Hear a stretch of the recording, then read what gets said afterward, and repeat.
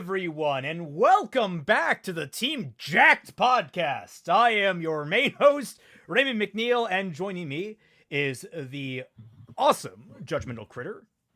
That's me. Hi. The always acrid young Kaiser. Oh, that's a new word. Okay, that's all right. It's And the it's one I exact same actually thing. know about. So It means yeah, the exact same thing. yes, it does, but at least it's different this time. So I'm feeling a little special tonight. So how y'all doing? Hope y'all enjoy the stream. And our wonderful birthday girl today, Twilight Guardian. That's me. Hi. Is today your birthday? Happy birthday! Today is my birthday, yes. Happy birthday! Thank you. Raymond has given me a cursed birthday present, and that is having to rewatch Volume 8 parts of it. Thank you so much for that, Raymond. Wait, only the best for you. We are.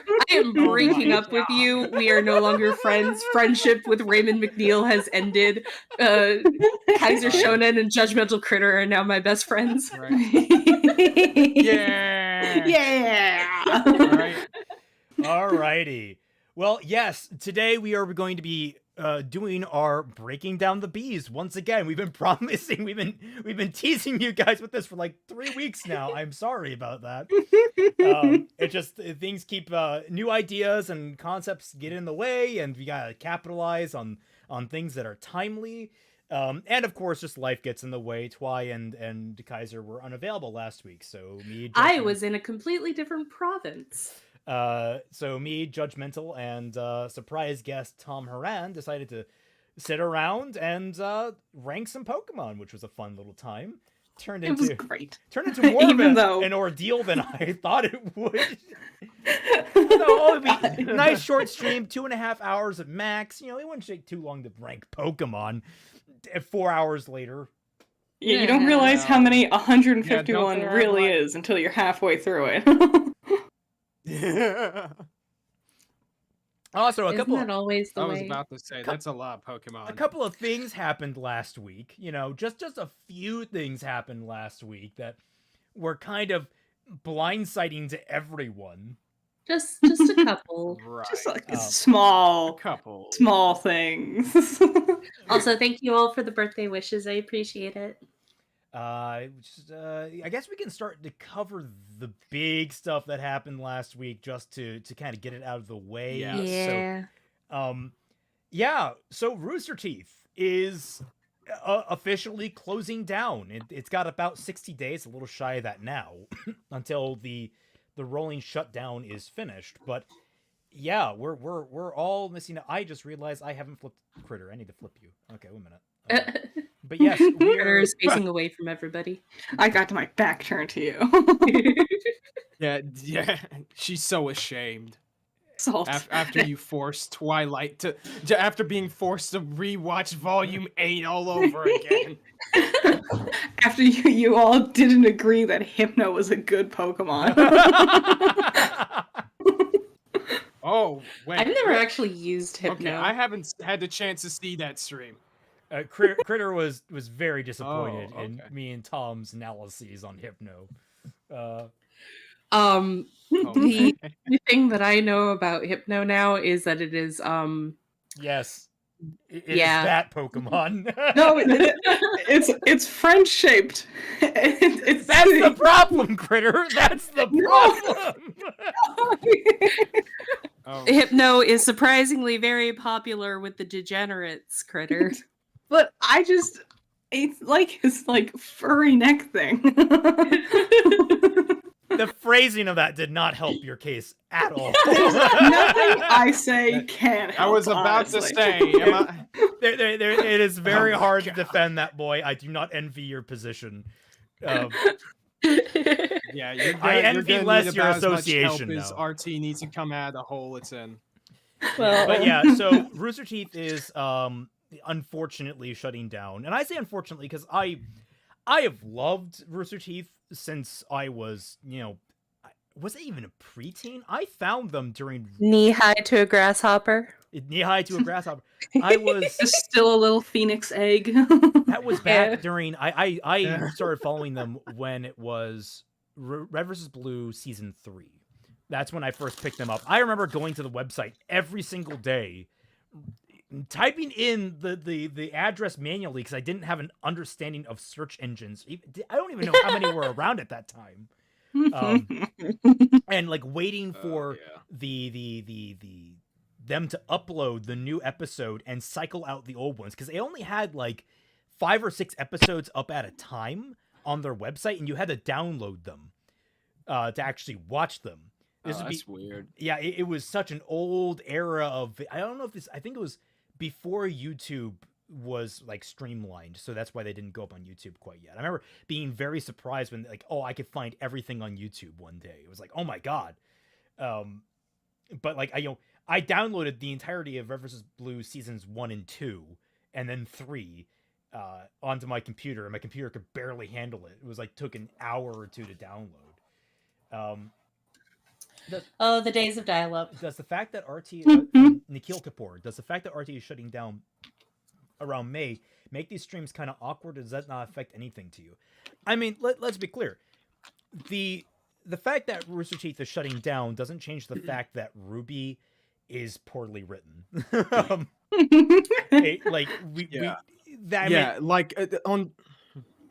Also, I was never a fan of Rooster Teeth, so it doesn't bother me none. You're like, the outsider this whole thing, yeah. I really am the outsider. Like, I never really knew about Rooster Teeth before RWBY. I didn't care about RWBY because I didn't care about Halo, and that style of humor never appealed to me anyway, so why would I ever bother watching it? Zero Neos, it's Twilight's birthday. Okay, which is fair. Yeah. But what was it? What was I about to say? So, okay, in terms of you if you've seen tweets, which many of you probably have, you already know on it. And this stream is the reason why I didn't bother wanting that make a full video about it. But here's the bottom line, okay? RT closing down, no matter what aisle you're in.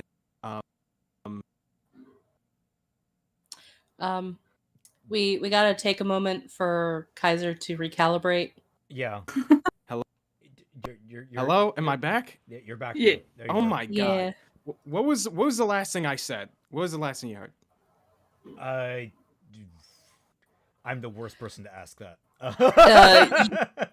We heard a lot of half words, to be honest. God damn it. The bottom line of Rooster Teeth shutting down. I think that's where we're rewind.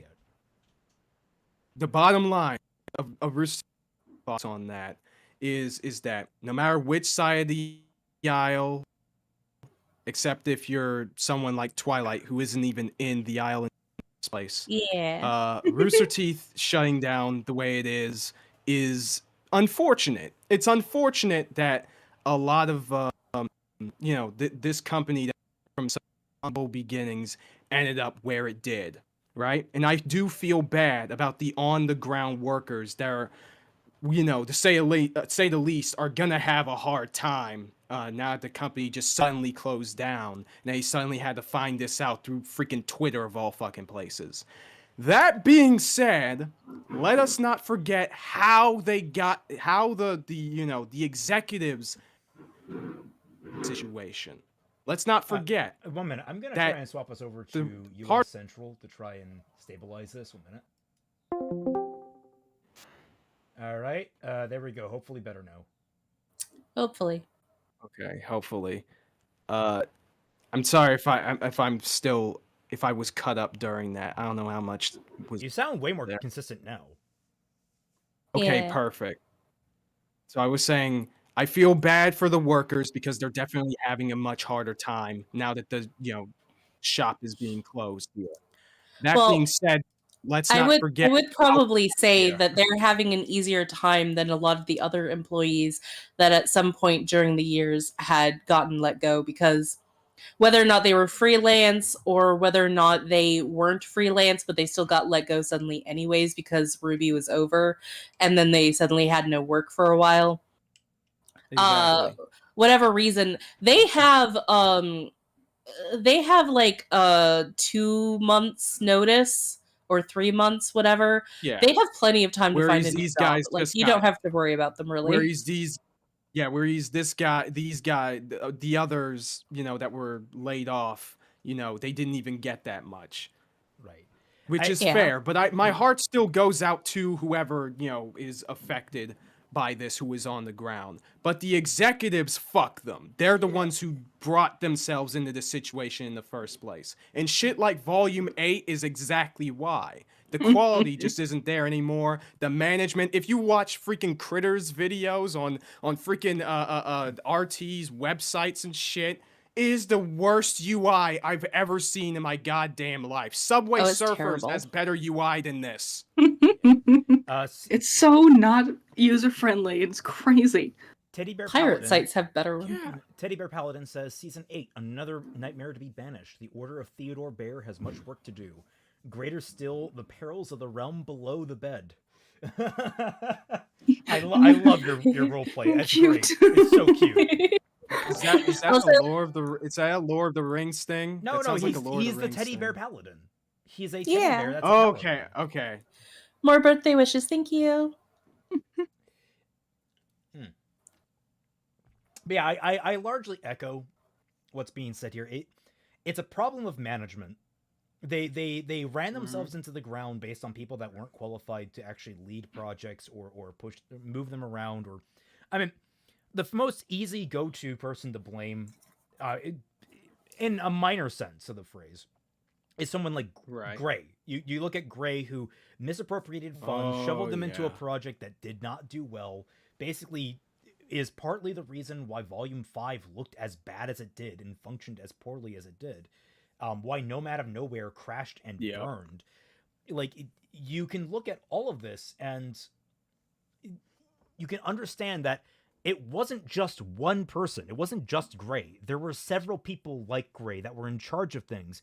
And even if they weren't malicious, like kind of Gray ended up being, that level of negligence is inexcusable. Yeah, there was a level of incompetence. I'm going to chalk a lot up to incompetence. A lot of people getting brought into roles through nepotism. I there's thought a lot of that going on. I thought incompetence and negligence is the same thing. Those are not the same thing. Negligence kind of implies you probably should be knowing you should be doing better, as opposed to incompetence probably means that. I mean, it could be a mixture of both. I'm not going to deny. Well, negligence has a sort of meaning that you don't really care. Yeah. Well, incompetence means that you don't know what the heck you're doing, but you're trying your best. Yeah.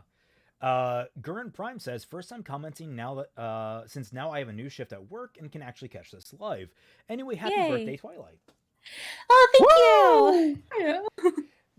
Yeah. That's the long and short of it, and it's heartbreaking to see this company that I've followed for so long shutting down, and knowing that it could have been avoided. There are several different ways it could have been just dodged, and they didn't.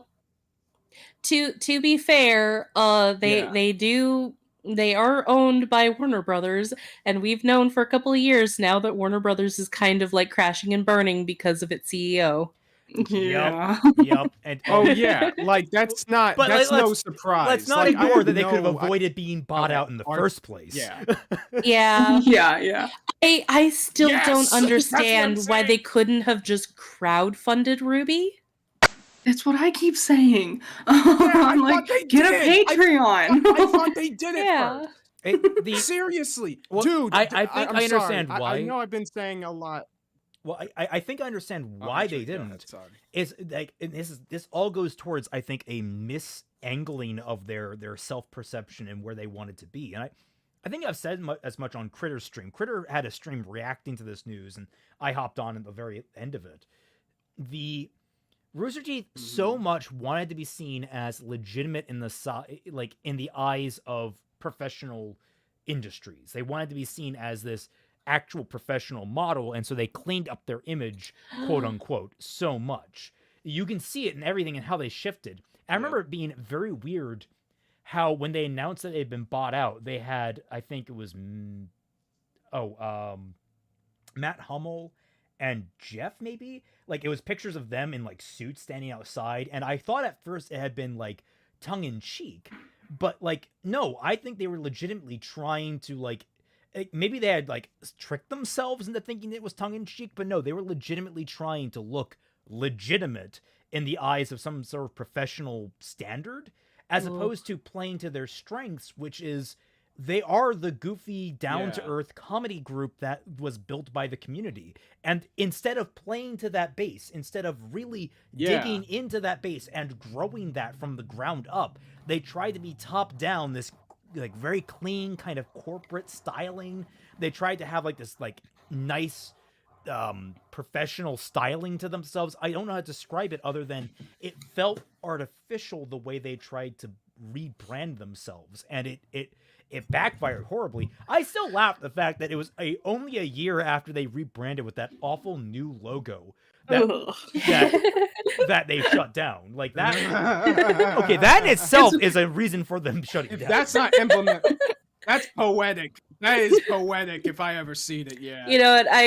I find it kind of sad, but also kind of funny that they had a very similar sort of origin story to Channel Awesome. They were the slightly more successful Channel Awesome. Mm-hmm. Oh, they were the much more successful. Actually, can we say that? Because apparently they've been operating at a loss their entire time they've been bought out. Yeah, that's why I said slightly.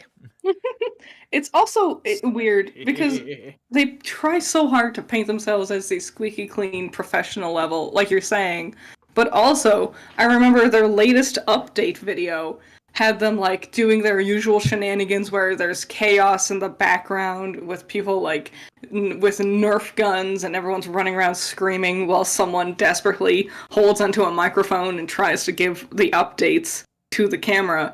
And I remember being like, what are we going for here? Like, you're talking about very serious, like, professional things for the future of your channel, but you're also giving this, like, insane frat boy vibes in the background. And I'm just like, I don't know who you're marketing to. Critter, hold on just a second. I got this very important question. Yeah. Are you telling me that Rooster Teeth has bad PR? I was going to say they might have bad PR. Because you triggered something in my brain. Is that part of the appeal of Rooster Teeth when it was really starting to grow into its own before it had been bought out was the appeal that it was this weird kind of this company with like not a lot of corporate mandates or not a lot of like control. Yeah, there's a lot of chaos. But the problem is something like, made by nerds for nerds. But every workplace now, like. I remember hearing there was this whole wave of this where like, oh, in our workplace, we have a slide to get down to the first floor. In our workplace, we have, we occasionally have Nerf gun fights and they're all so much fun. Like, I remember that being a novelty, like back in the early, like I want to say the 2010s. But as time went on, it just became like, it kind of got to the point of, oh, here is your now company mandated Nerf gun fight, and it's like, oh no, that's not how that works. Like it wore off the charm of what Rooster Teeth was, and they didn't stick to it. Like Rooster Teeth didn't stick around. Yeah, no, we still have this goofy shit that goes down. We still have this weird stuff that happens naturally. No, we don't have that anymore. It's been cut out. Like the personality of Rooster Teeth got slowly excised. And it left this hollow creature in its place. You can kind of watch it happening in real time. Because I remember it was a lot of like behind the scenes videos for like Achievement Hunter. And there was a lot in the beginning where they just naturally were doing random shenanigan type deals that naturally would just lead into some behind the scenes video. But after a while, you could just tell that they were just standing around going, we need our BTS video for the week. What should we do? And then you're like, let's try throwing, like, balls at the ceiling and hurting each other. And you can just see, like, the natural camaraderie and fun of the team just fading away, but still trying to keep that appearance. I remember RWBY, the early 2 volumes before Monty died, there were regular vidocs about behind the scenes work going on. I remember there was some character that was accidentally revealed or like spoiled or jokingly spoiled in one of those behind the scenes videos. I don't want to say it was Neo. It might have been Neo. I'm not sure. I just remember like that kind of, they did behind the scenes shit. We haven't seen behind the scenes shit in years. It's like there's something that just got rotted on the inside, and I don't know what to. I mean, obviously, the easiest thing to lay the blame at is Warner Bros. and all the subsidiary stuff, all that being bought out. That could be an easy thing to lay the blame at, but I think there was something inside the company too that just naturally faded away, that they didn't take care of properly. Right. They either tried to force, and I think that might be on top of being a mini Activision Blizzard, of course. If you guys get my meaning. Yeah. Well, and that's another thing. Like, this is the unfortunate like give and take where you have like all the controversies that came out about like things written on a board or like things said about people. Let's say controversial language being thrown around pretty frequently. But I kind of expected that shit behind the scenes of Rooster Teeth, considering that they started off with a raunchy body comedy as their main center point that was also very, very politically incorrect in so many different ways. I expected that stuff behind the scenes. It's just there is that weird transition point where they became bigger and bigger that, like, you got to remember you're no longer on a small team. You can't say radically crazy shit that, you know, for comedic purpose necessarily, because you're no longer in that clique. You now have people that are working for you, and it's like you can still have that maybe behind closed, even more closed doors, like several layers of them, but you can't do that outside when you're just people are there for a paycheck. It's like there's a different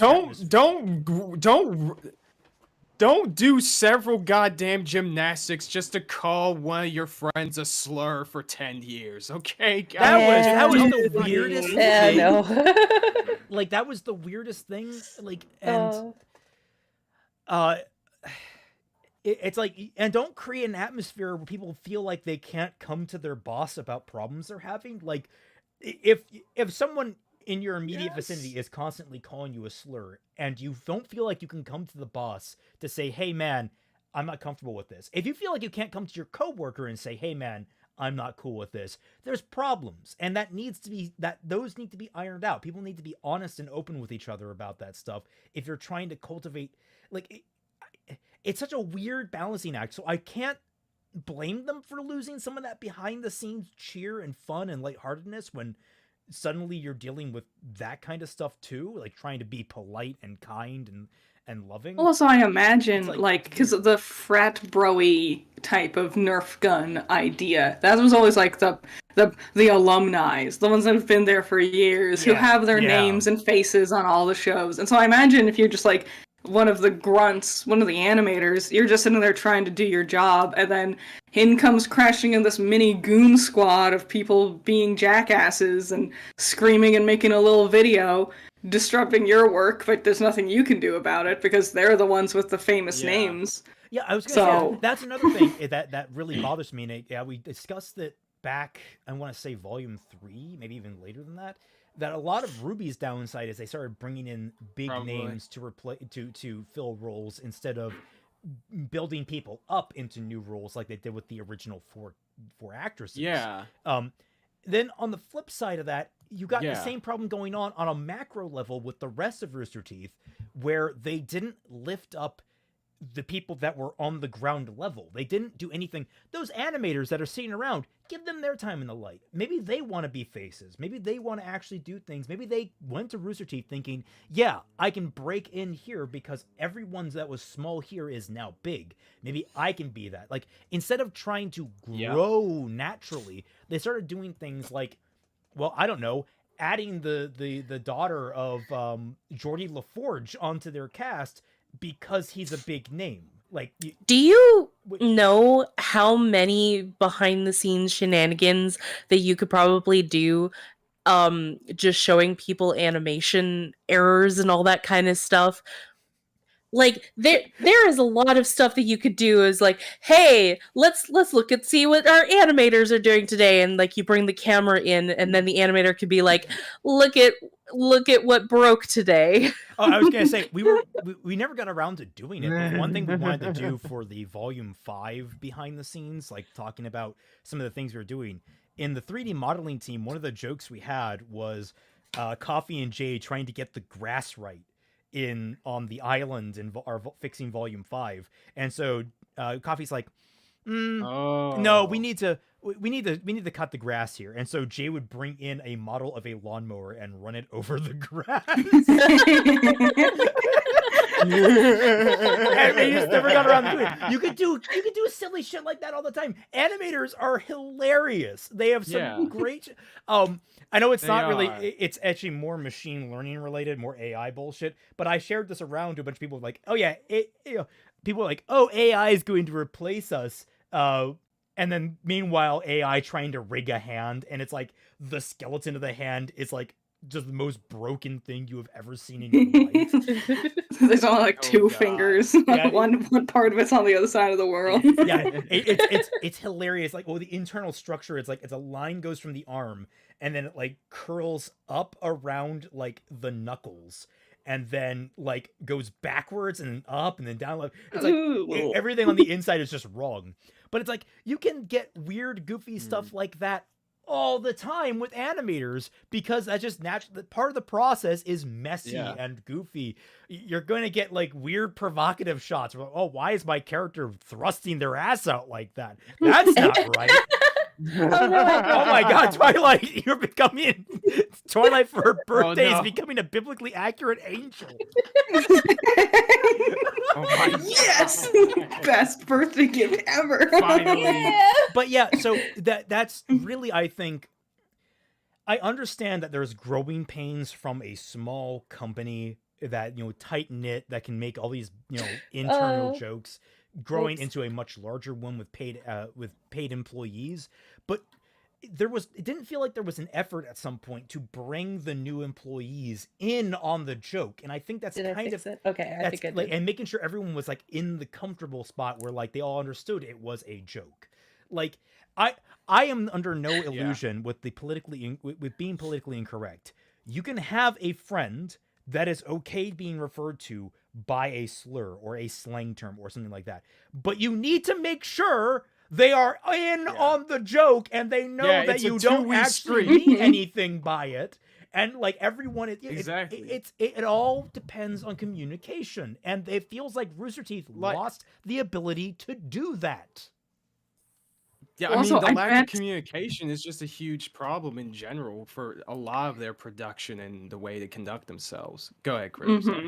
I was gonna say, like, I bet a lot of the like the newer names, like the animators, never got their time in the spotlight or anything, because if they did show any of behind the scenes moments of the animators, it would just be highlighting how behind they are and how rushed they are and how they don't have the time to get the product done.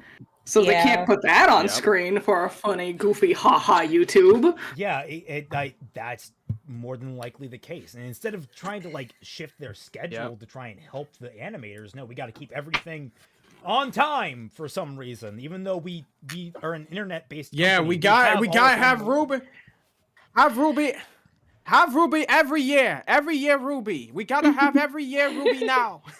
Caleb Ryan Trigg asks, RWBY question, in terms of world building, what was the hardest for you to do? I'm working on a world building RWBY rewrite project. I'm curious what advice you would give. Oh, that is a very big question. There is a lot about RWBY's world that still gives me a lot of problems, and I am in the heat of trying to fix a lot of them. Oh yeah, because you're about to get into volume 7. Yeah, don't remind me. Don't remind me, man. No, biggest things. The Grim was a pretty easy fix. Dust has been pretty consistent. I mean, really, I guess the biggest thing for the world building was the Lost Fables. it is such a net, Yeah, I'd imagine. just a knot. I had to help a little bit with that. Yeah, it was such a knot of problems with character motivations and world building implications that just you gotta unravel, man. It's just so rough. It's ironic, which is ironic because I believe that's part of. I think that episode and the stuff that it introduces is kind of like it can serve as sort of the linchpin of when RWBY really started to fall after Volume 5 in a lot of ways. There's a lot of points like that. And like, oh, this is the big point. No, this is the big point. No, there's a lot of points where we can point to RWBY starting to collapse in on itself. Mm-hmm. It's a canon event. Same one I asked Critter on her stream. Any advice for writing Blake, Yang, and Bumblebee? Working on massive rewrite for all three. I mean, that's such a broad question because Shit. yeah, admittedly, that's what we're here to cover, and we'll be getting to Bumblebee in just a bit here. Yeah. Because it depends what time period you're in for the characters, what relationship they have. I mean, really, just it's that starting foundation that you need to get right, where you actually establish what they like about each other. Because I feel like the main show hasn't really done much of that at all. Like, I don't just having them talk to each other in general would help a lot more. Yeah. Yes. Just having like them if anything, interacting like at all. honestly, that's probably like the biggest issue with the ship. Like you can debatably keep everything else the same if you have like the first 3 volumes have more interactions between the two that justify their strong feelings towards each other, at least in the way the show represents. You would still have problems, but you could buy it, right? But in this case, you can't. So first tip, first Kaiser cut. All right, I'm gonna give to you, Jonah. Make sure you do your best to have the audience buy why these two like each other. Don't go too hard, of course.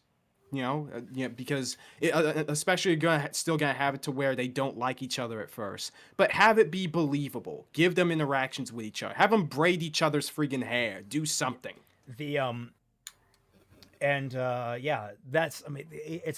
Just give them interactions. That's really ultimately it. And give them interactions where they like each other. It sounds like the most basic advice, but it is the core problem of this ship. Dedarex, in RWBY, does your version of Atlas still have terribly designed shield generators? I don't know yet. We haven't really worked on. I mean, there's a lot of problems with Atlas that need to be addressed. One of them is that Atlas is goddamn gigantic. Like, we're talking multiple major metropolitan centers. Yeah. It is larger than like 3 or 4 Manhattans. It is bizarre how large Atlas. Yeah, that seems about right. Well, the funny thing Also, about you're welcome, Atlas is Jonah. that there's so much to Atlas and yet also nothing at all. Because the only thing that we really see of Atlas is establishing shots or the inside of like 1 or 2 buildings. Yep. So, to answer your question, I don't have an answer for your question. Not yet, and we're working on it. Anyway, enough of just answering random questions. We should get into Bumblebee and where we've left off with Bumblebee. Worst birthday gift God. ever. Yeah, RT shutting down was your favorite birthday gift, and now we got to the worst birthday gift. Look, we got you the cake, but then we got to sing happy birthday, and we know how embarrassing What it is. cake? The cake was RT shutting down. Oh, yeah, I guess. That was an early birthday present. yeah, early birthday present. So, yes, where did we leave off? I mean, Volume 7 didn't do much to forward them other than their pseudo-dating now, I guess. Yeah, then basically, I think we've talked a lot about that being a pretty big problem in itself, I think. Like, the most substantial thing we could say is they're inseparable. Like, every scene was about them being, like, they stood next to each other in every scene, and they usually only engaged with each other. But they were barely doing anything in Volume 7. Let's see, I think the big standouts were... Last time on Bumbleballsy. They took pictures together at the award ceremony. They they went out dancing, clubbing together, and then Yep. They spilled military Oh, secrets they- to right. Renegade, they had as all romances do. they had a Yep. mature talk with one another, quote unquote mature talk, but the content of the talk aside, they actually had a healthy moment of trying to discuss their feelings on topics, which is such a rarity in this fucking show. It really is. Anyway, Yes. and where we left off is now all of Team RWBY is fugitives. So we're in volume 8, and they have, I think, maybe this is the second shortest amount of Bumblebee screen time between all the It helps that volumes. they're separated from each other for the majority of it. Yeah. So, Honestly, yes. Like, I think I remember this while I originally watched this. That, like, you know what? Now that we have Blake separated from Yang, we actually get them with other characters for once. Even though I don't think they're all that good, but still. It's the thought. They tried. but yeah, luckily now I have. Yes. Actually, I'm going to turn up the shield just a little bit thicker because, dear God, I'm really scared of. Yeah, just because they're shutting down doesn't mean we get to take chances. Yeah, no. Just do what I do. Just cover up the whole screen in its entirety. Make it so that there's no point. All right, well, here we go. Volume 8, 14.49% of the screen time. Whoa. Oh God.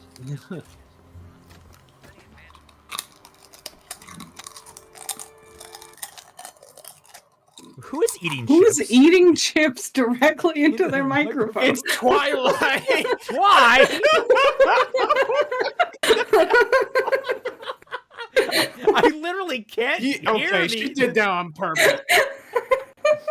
You had to have done that. Also, oh my God, nobody important. Thank you so much. Hi, all my D&D team is running late, so I figured I finally get to catch a stream live.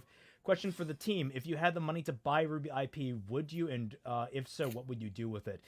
I would buy it in a heartbeat. I would buy it totally. Yeah. I Listen. I would buy it. Twilight would buy it and then sell it for chips. No. If I could buy RWBY, then I would just remake it as Fractured Fairy Tales. Oh my I would buy it, God. then just sell it at a higher price, so I can make a profit. I would buy it and I would Is that how it do my works? damnedest to. I don't know if I would finish it. It would depend on what information I get from like Miles and Carrie, because I imagine I could get like information from them on it. But like, I would either try to finish it or I would reboot it from the ground up. Okay. Oh, me, I would immediately reboot it. Fuck all that. I would take that shit and revamp it from the ground up. And I would do so many things in terms of advertising and getting more like crowdfunding towards the project, really. Like, if I was Rooster Teeth back when the freaking VTubing scene was just starting up, I would have had the RWBY VTuber ship right then and fucking there. Are you serious? That's such an What easy baffles way. me is they had the getting- VTuber thing before VTubers became a thing, and they somehow lost the Yes! boat on that. I don't understand it. Yes. How the fuck? You And quite honestly, you had them by the balls. Instead of these 10 billion different freaking podcasts that no one watches, have one about the fucking RWBY team. And then if they had a thing, because like their makeship for making an Oscar and Ozpin plush is like barely getting its like revenue for what they need. But if they had like a similar thing of like, give us this like we need $300,000 to make Volume 10, I guarantee they would make quite a bit of money from just the They would. fans who are that dedicated. Also, yes, you guys can all have chips if you don't mind it being ketchup flavored. Ew. Canadian. Yuck. Gurren Prime says, if I bought a RWBY, I'd make White Rose Cannon. So would I. It's the better ship. Critter, I'll put my dollar in the ketchup jar. is the most popular That's like the flavor in one- Canada. Thank you very much. But I hate, I hate tomatoes. I hate tomatoes tomatoes too, but I like Wait, tomato why- products. Okay, both of y'all are on some crazy shit. I don't know, man. I mean, I think understand the it. backhand is- I used to hate tomatoes when I was younger, but like I have been slowly over time coming more and more to appreciate them. Yeah, but I've given you ketchup chips when you came up here. they were all right. Yeah. Yeah, they were all right. If it's not a jalapeno flavor, then why would I even bother? God. All right, here we go. We Oscar pulls out a bag of chips and crunches them. I thought that my mic was muted. oh look, they're sitting next to each other. They're so in love. All right. All right, yeah. How did you end up down in the slums? It's a long story. Ironwood shot me in the face. That's how. That's short. Story. Really, there's been a few of those tonight. It's not really a long story, man. It really isn't. You're not going to tell. Yeah, you already know he betrayed you. Well, betrayed. Well, you, he quotes. has to talk about every single step that he took and every single thought that he was thinking at the moment that it was happening in real time. I guess he also just doesn't want to tell them Ozpin's back, but I mean, no one fucking cares anyway. Yeah. When was the last time that Ozpin had been relevant? He hasn't been. Exactly. Literally volume Never. 6, yeah. All right, we're 132. The poor man. We're 132th of the way through. You ready to work? Yes, that's a word, by the way. 132th. 130 tooth. Tooth fairy ass number. Hello, He Joanna. can be You're missing his irrelevant tooths. to like everything. Well, we're happy to give you guys a place to lie low. It's such a shame. She's so cool looking. Should have been a All cooler of- character. Yeah, all of Honestly, the Happy she's Huntresses, probably- except for Robin and Goat Girl, are pretty worthless. I mean, Fiona, like, Yeah. let's not overstay her importance either. She doesn't No. really Well, do much at all. She's the one that mainly transports everything and makes their whole thing work. So I would say Yeah. that she's more important than the other two. It's That's not fair. Safe, Yeah. But it's warm. And with everyone in one place, we can do a better job protecting. I don't understand how the fucking crater is warm. Like, why yeah, is that I never got that. like it's Yeah. not, it's not a cave. Caves are warm because of A, they're covered, but B, like they've like the wind chill doesn't affect them. The external Are temperature- they like right underneath of like right on top of a volcano or like lava? No. Is that why it's warmer? Not that we I know don't of. think so. We don't even know. We don't even know why it's warmer. They could have just said cave instead of crater. Down into that crater They before- could have just been like, there's a string of like fire dust running through here. Like it's like something so small that would have worked. Oh look, they glanced at each other when they were nervous. So in In the love. slums, we might have So in love, such deep affection. Gag me. I just know it. I'm gonna write so many fan fiction about this moment, this very moment. Oh, my crisp isn't on. Oh, that's probably why we heard you munching. No, those are her crisps Yes. that she's eating. We need to get out there and do what we can for That people. is true. Sure. But Amity isn't even finished. It was still under construction.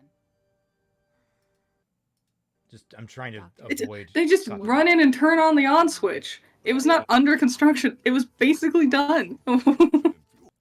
Yeah. Honestly, I don't know why Ironwood didn't tell them. No, yeah, it's done. Yeah, it's not all that complicated. It just I needed some think- last minute programming. What the fuck? I still find it really Well, not just hilarious. that, but they also that needed Ironwood more tried to propulsion, do- I believe, in order to get it up. I still find it really funny that Ironwood tried to like trick Watts, but then he also ended up tricking the other characters because they're really stupid, and then they get mad at him for being Yes. dumb. Well, yeah, exactly. No, the other characters didn't even get tricked. Does it even count that you're getting tricked if you're not even using your brain in the first place? Come on, man. I'm not even going that front. It'd be like if in Scooby-Doo, Freddy was like, I'm gonna set this net here and it'll catch the bad guy. And then Shaggy and Scooby run into the net and they're like, Freddy, why are you trying to capture us? You're supposed to get the bad guy. And he's like, I just told you. Why would Yeah, exactly. You know I'm directionally challenged, man. And even if you got the message out, there's no guarantee help would come. It's not pointless. Atlas is only Salem's current target. She's not hiding anymore, and once she's done here, she'll move on to the rest of Remnant. How do you know that? Yeah, so Yang, I mean, I guess because she can literally just sneak. You read in. the script. Yeah, it's like she could sneak in places and steal shit. Ruby, when we came here, Yeah. we said we'd follow your lead. Oh, Adam Zelke says Ironwood said it wasn't done because he is obviously evil, guys. only Oh, evil dang guys me. tell lies? Evil! Oh, are you excited for the Ruby? I don't think you're a very good leader arc that lasts for 3 seconds. Oh, Oh, yeah, How my fun. dude. What I man. appreciate is I like them trying to like split the team, trying to like, oh, did we make the right call? I like these things, and I like that they're like creating odd pairings out of it. I think that's interesting. This That's how Salem got It's just this very was cool. part of what really engaged me early on, but then they just didn't follow up with it very well. Turn us against each other. I mean, if we were future stories, we would just have them all fight each other like violently. It's like this. John has a point. We can work separately and still be united. Or let me take the relic to Salem. All right, get some angst for Penny. No, Penny is just like so ready to die. Yeah. We can trust. She so is. She is the suicidal cupcake.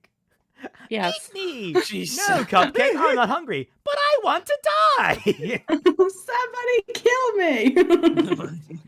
I love that. I learned that was an actual 4-year-old that did those lines. It's great. He voices Catbug in Bravest Warriors. That's cute. Nobody's turning you over to anybody. I think that's the one thing we could all agree on. Okay, then I guess we're going. Oh, I mean, I know that's not what they were intending, but like it sounded like Ruby's like, "Oh God, there goes my plan. I guess I can't disagree here." It's like that was immediately. Doodly Ding Dong TikTok says, "I'm excited for this one. Volume 8 is where I started having problems with Bumblebee. How they push aside other characters and conflicts in favor of Bumblebee. Yes. Yeah. Like this really Yeah. should have been the conflict between the sisters volume. Yes. Yes.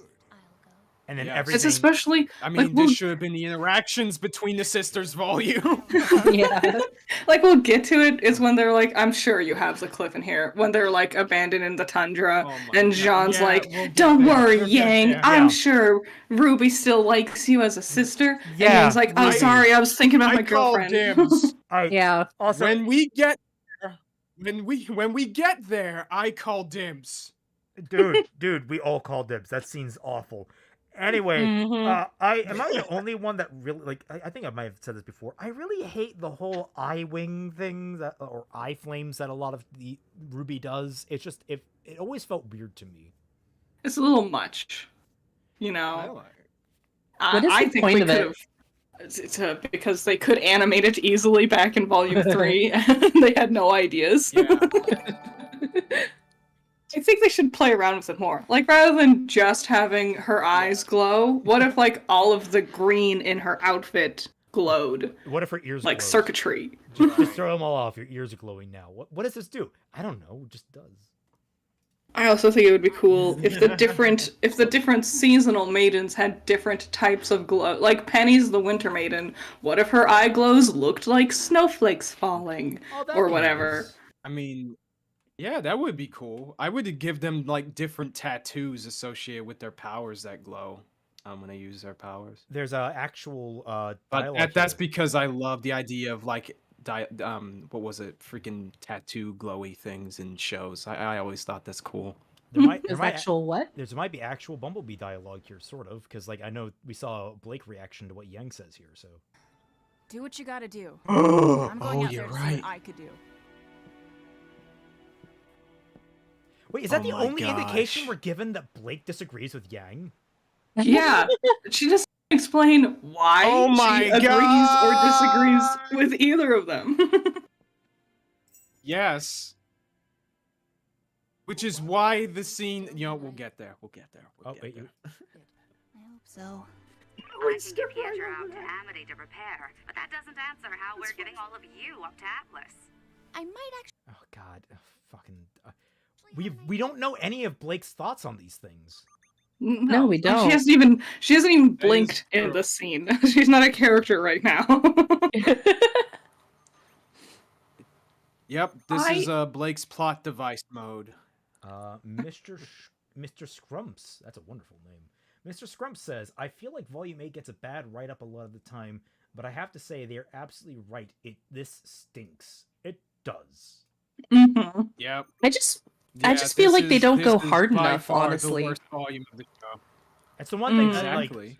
I think Feature Stories is right in that regard, is they need to actually have a harder bite to a lot of the drama in these That's what I volumes. just said. No, that's why I'm agreeing with you, and I'm bouncing up. Yeah. Yeah. Twilight, you're wrong. I think it would be better if they went a lot harder in these. Your totally right opinion is wrong. Let me say your opinion, but I actually don't think that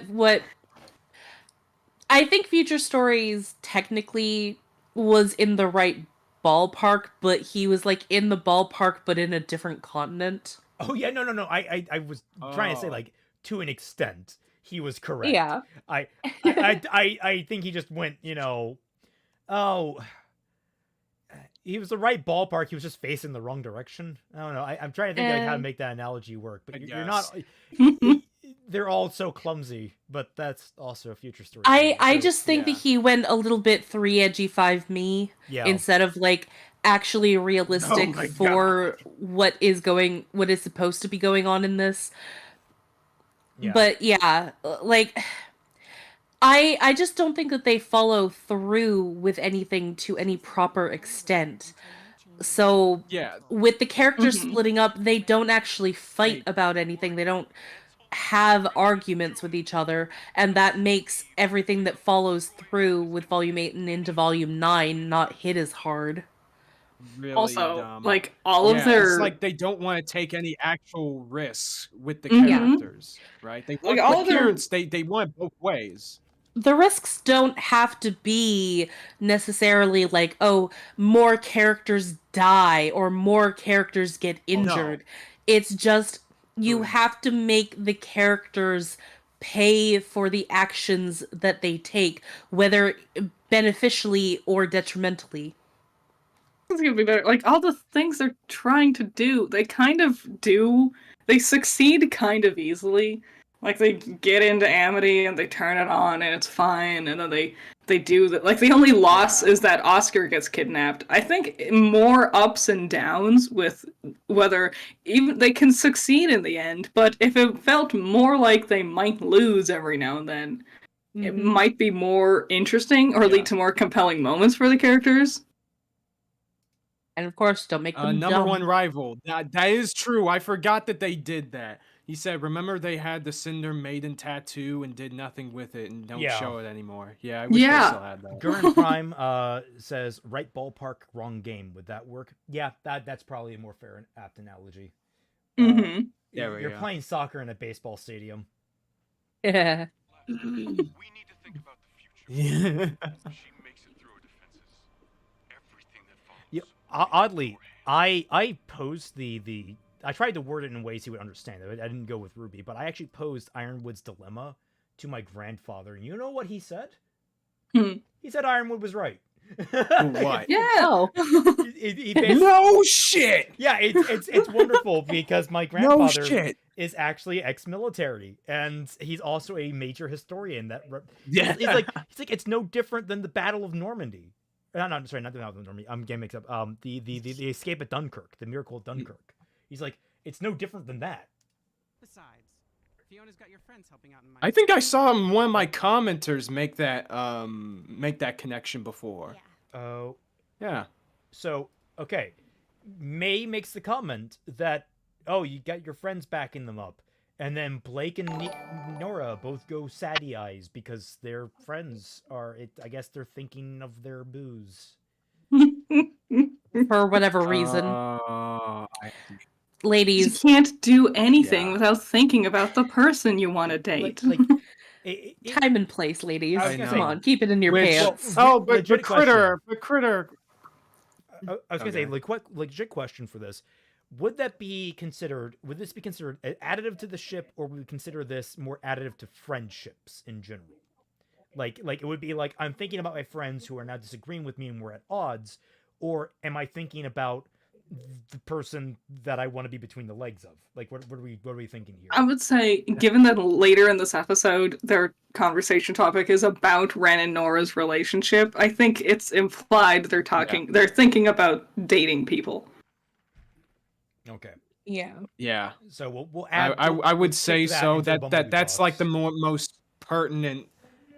Hold on a second. I'll be right. Well, while you do that, Adam Zelke says, what if the maidens had unique powers based on the symbols of their seasons instead of the elements? It separates them from dust, and is more unique than summer equals fire, winter equals ice that most people would use. I mean, honestly, I would have been down for maidens having elementally based powers too. I would have been fine with that. We just don't get anything. We just get, I have magic now. Yeah, it's so boring. And especially in a world like Emerald's semblance feels more like magic than anything any maiden has ever done. Also, I think we got Dedoric's art. Yeah, I love it. It's so cute. Little birthday Twilight. So adorable. Did someone already share it in the group chat? No? You even got my Winky hat. Did you make that hat, or you find that somewhere?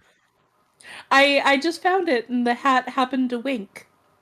It is. It's so It's cute. cute. I didn't even realize. There we go. I don't know if it got shared in our group. I'm just making sure we have everything in one place. Oh, no, we did. Okay, I did delete that. Something, we'll see it in a different angle. I hate how they modeled Penny's hair in this new design of hers. Her bangs look very flat and ugly and not good because her old hair was so cute, and I don't like it. I can't wait. Like, I've been every single day before I work out, I just like pull up. I'm pulling up YouTube to like listen to like things in the background. And like the first thing that almost always pops up is your shorts covering different designs. So nice. And that usually then leads me to watch that, and I'm like, oh, I'll see what the next short is, and I get stuck there sitting there for like 10 minutes before I'm supposed to working out. The plan has worked. Safe. Snowshoe, I wasn't sure how you'd be doing without all of your teammates. Well, as you can see, we're doing just fine. Why are you such a bitch? Why does that offend you so much? Yeah, I like. Usually you're a team of 12, and right now you're a team of 3. It's good to know that you don't need to be a team of 12. Well, I think it's more that they're thinking they're angry. I don't know. It's like, why are you angry at this? Like I mean, I guess because now you're thinking about RWBY and potentially Blake. I actually would argue this is more of a RWBY thing, where she's, angry at RWBY for disagreeing with her. But like, I don't, it feels weird. Like, maybe she's taking offense that, we can do it on our own. But like, why? Yeah. Why that in particular? It feels like the wrong angle on that. Like, are they saying that the only way that Team RWBY and Juniper can do anything is when they're all together and they're basically useless by themselves? This whole episode, this half, Team Jolly, as I call them, is so weird in this episode because they're like pissy about Fiona here, and then later they're killing Grimm, and it's like, okay, now there's more Grimm, and they're like, ugh, this sucks. I hate doing this. And I'm like, what do you mean? You volunteered. This was what you fought to do against what RWBY was doing. Yeah, don't complain about the things that you volunteered to do. That's really dumb. Other shelters. A large portion of the community is also trying to get old mine shafts into a livable condition. We've got a lot of people. Okay, I'm back. What did I miss? You missed this woman about to shovel some children over the head. Oh my look at those eyes. There is killer intent in there. There is nothing but malice. She's like, finally, I can be free of these brats, and I can have all the excuse in the world. I just gotta leave them out where the Grim are. I just realized that the foxtail person is the mother of the ear faunus kid. The tail looks because they fine, both- but the ears on the kid look weird. Like they look just. I think it's stapled on. because they look pasted on. Yeah. Mm-hmm. Like they probably actually just are. Like they aren't integrated into the hair. They're just slapped on top. I mean, honestly, if you look at Blake's hair, the front of her hair is just pasted onto the back of it anyway. So like they just don't really know how to do hair very well. I think it works best with Blake because it's black, so it's easier to like not see the weird shadows of the blobs meshing together. But with orange hair like this, it's really noticeable. She still looks like a Nendroid, though. Yeah. This is the volume that also does the crime against fluffs. It has a little stuffed fluff that gets crushed, and it's very sad. Me and Floof are very angry when we saw that. Yeah. I still want that fox plushie. It's like the cutest thing ever fucking designed in this show. Did you see? Rooster Teeth made new merch, and it's on their store now, including several Bumblebee themed merch items like keychains and stuff. That they didn't. And have I'm just before? like I don't know. When, I just when saw did they release it? My reaction was like Ferris Bueller's reaction at the end of the movie when he's like, "You're still here? It's over. Go away. Go home." What are we waiting for? V, we got another fight breaking out. And man, you must Best have the most, boy. He's cool, but like he has like the worst I'll handle it. life. You've got enough Like to that is worry just you have no opposable fingers. You don't need him. Yes, you do. Not where we're going." Oh, for crying out loud. They're so blasé about the fact that they're being overworked. I hope the Also, Yes. remember how Man, cocky maybe and that's energized how they they were. want their employees to act. Like how energized and cocky they were going into that. Like, oh no, we can take care of this. And then later they're Yes. like, man, this sucks. It's like you literally volunteered for this duty. Like It's like, literally they're- like the second scene after they started, after we Yeah. just see them start to do it. Now they're tired. And there's a dynamic there that you can work with man, it sucks that this keeps on happening, that this keeps on going. But it sounds more like, man, it sucks that we got stuck with this duty, as opposed to, man, it sucks that this just isn't ending. Like there is a line to how you portray it. And it's just oh, here we go with this scene. A lot of their personalities throughout these scenes is like, God, man, this military revolution isn't as easy as I thought it was gonna be. I've never seen Yang and Ruby fight like this. Shit. Don't worry. They're sisters. Sometimes sisters just have very different ideas about what's right. Yeah, they'll be fine. Jean's a great leader, Oscar's grown a ton, and Yang is more than capable of protecting them all in a fight. Who cares, Nora? We're not talking about them. Writers don't know how to transition into dialogue. Also, Weiss, you're literally talking as a sister that has a sister on the other side of the conflict currently that thinks that she is basically part of the military machine you are currently fighting. Like, I mean, I get that later she's proven right that her sister actually isn't all that bad and she sides with, but no, that is some hopeful fucking optimism right there when it comes down to whether or not you're going to have to come to blows with your fucking sister. Like, RWBY and Yang, they're at odds. You and your sister are actively at war. Yeah, it's just, I'm sorry, but you can have very serious arguments with your siblings to the point where you can damage your relationship with them if you are not careful. Like, don't act as though blood is actually thicker than water, because sometimes it is not. Sometimes you get very gooey ass water. It's why I always loved the actual version of that, was the blood of the covenant is thicker than the water of the womb. Like, that's the full version of that. makes a lot more Yeah. fucking sense. It's like, it just, like, oh yeah, no, the things that you Yes. forge together with other people, like that you, the friendships and family that you forge actively in your life, that you actually make the connections with, they're more important than any, you know, I guess for lack of a blood relation. It's like, that's, oh, Yeah. I know that at some point in my life, and this does not account for now, for the record, I would have at some point probably been willing to kill my sister in a fight. Like, I don't say that lightly, because now Oh, me and her wow. have a wonderful friendship. But she was in such a bad place, and I was not in the right mindset at certain times in my life, that if things ever came to blows, and we have had physical fights before, things could have ended very poorly in the very wrong circumstances. And I say that knowing that now we are in such a good place as siblings that I value it that highly. So it's just very important to distinguish that siblings. I mean, there's a great film. It's like one of the earliest films that Liam Neeson was in, that was all about a missionary that went to South America.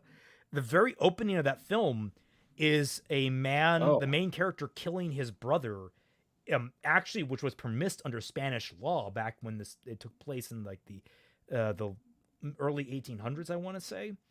The man killed his brother in a duel, and he, I think, converts to Catholicism and becomes a devout priest out of grief of that. Like, you can have that shit. You can have, look, oh wow, you can have that shit happen, man. It's brutal.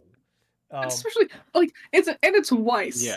The girl who hates her mother and father especially, but sibling bonds are different.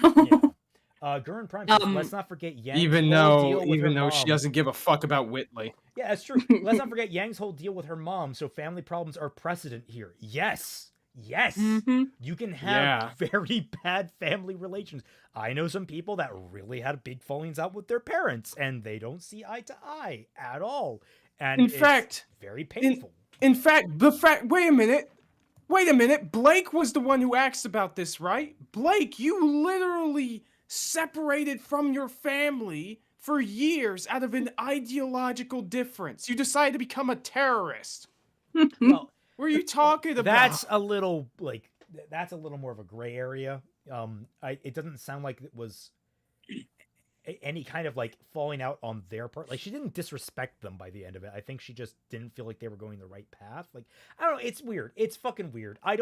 This show. Well, we don't even know how exactly how that went. So we can only. He ran away from home, presumably, and they didn't use their connections in the White Fang to bring their daughter back home and be like, "What the fuck are you doing? You are a child. Get back here." Basically, the point they is, sat in their giant, cushy menagerie mansion and was like, "Oh, she'll come back. We love her." Weiss is trying to gaslight herself. That's basically what this is. Also, it's a cupcake penny. Oh, that's so cute. It's so horrible too. It's oh my god. Deaderex, you're amazing. Yes. Yes. All right. So. And of course, Ren is. I don't know what he is. Every time I think the two of us are making progress, he.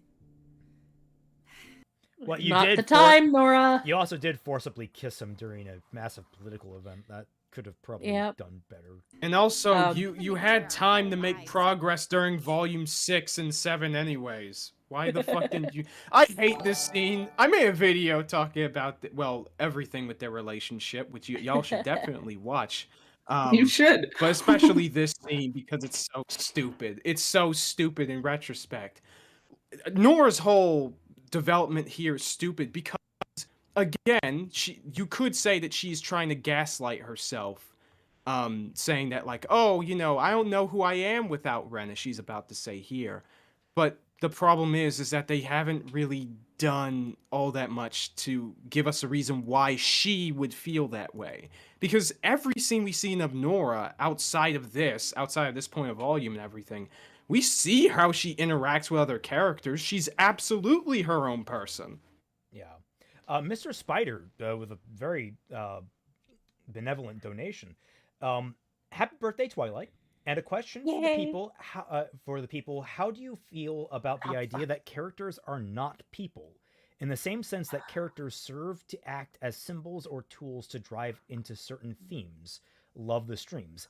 That is a very deep conversation. And Smiley I have face. to use the bathroom, so everyone else, you get your thoughts out. I'll be right back. What a cop out. What a freaking cop out, this guy. Okay. Yeah, if y'all want to start? I'll start. Because I've thought about this topic a little bit before. I tweeted something somewhat like this a few days ago, but characters are first and foremost part of a story. And you need to remember that they exist within the confines of their story. So there is moments of leeway where you can sit there. Characters can be out of character, for example, but the main point of them, they shouldn't be treated like human beings because they're not. So if they do things that feel contrived or this, that, or the other thing, remember the point is to tell a further narrative. And they can be part of a tool, if love is the theme you're trying to tell in your story. You're obviously going to have characters who will help, grow that theme, preferably naturally. Whether they, need to deal with conflict themselves or whatever. The point is, the story is being told for a reason. And these characters exist in that story for a reason. We don't tell stories about characters for no good reason. Frodo carries the ring to Mount Doom because it's the story of Frodo carrying the ring to Mount Doom. It wasn't that he happened upon it. No. Tolkien wrote it because that was the story for this character specifically. If that makes sense. I would probably say... I totally oh, go ahead. Characters are tools, but you have to write them as though they are people. And I'm sorry if I sound kind of weird. I sneezed and now my nose is bleeding. The best what a bad birthday! I know. Oh my no! My nose has been bleeding for the past 3 days, so yeah, that sucks. But yeah, characters are tools, but it is the duty of the writer to give the illusion that these are supposed to be people. You have to treat them as though they are people. So even though that you have certain ideas in mind for what you need to do with that character, you have to make it consistent with how you write them. So it is the skill of the writer in order to make everything in accordance to everything that the writer had put onto that character, while still giving them the themes and tools and everything else that they want for that character to achieve. Right. Mm-hmm. And that goes into what I'm about to say here. Consistency is king when it comes to stories, and especially when it comes to character writing. At least in most cases, unless you're doing something purposefully artsy-fartsy and all that. And here's another thing I really want to hammer home to people, because this isn't the first time we ran into this rodeo, okay, people? There is a difference between humanizing your characters and... Oh no, he cut out. Oh no! I want. We'll never know. You'll have to find out next time. So be sure to open. Oh god! you said there's a difference between humanizing your characters and then there was no and.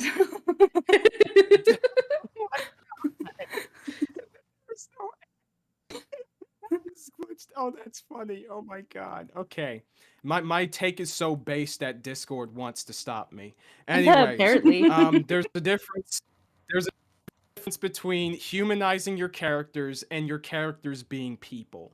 No matter how much you try to, intersect the two, and you can intersect it as very close as possible, and some genres are able to do it better than others, characters fundamentally are not people. They can represent aspects of the human experience because we're humans, and you gotta make your stories humans can understand, okay? Unless you're talking to Martians or some shit. Maybe they'll like Michael Bay movies. I don't know. Anyways, though, those are two very distinct differences that a lot of people don't understand, because this is a lot of reason why character writing can be difficult, especially nowadays. Is that people know the limits of humanizing a character and making them people, and people think that doing that means having your characters act incredibly randomly, right?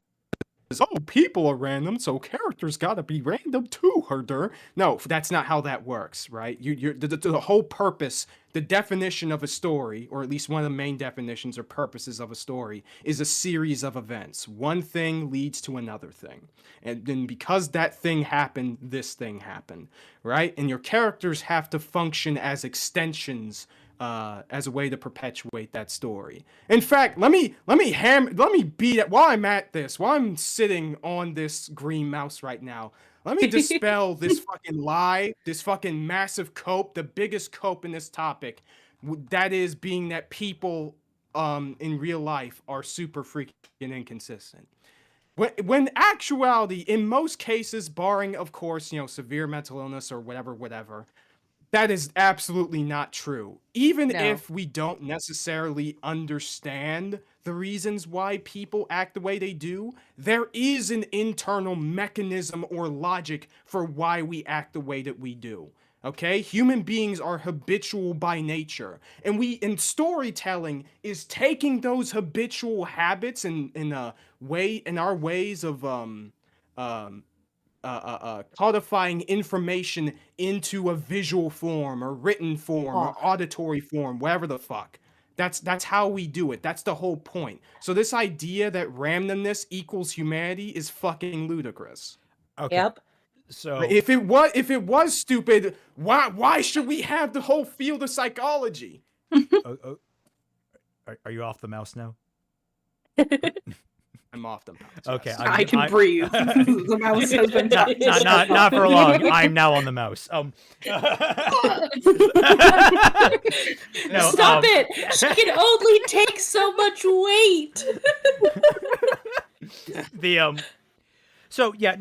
I've a slightly different. It is true that characters are a vehicle or a tool for your story. Things travel. You can convey things through them, but at the same time, it also depends a lot on the kind of story that you're trying to tell.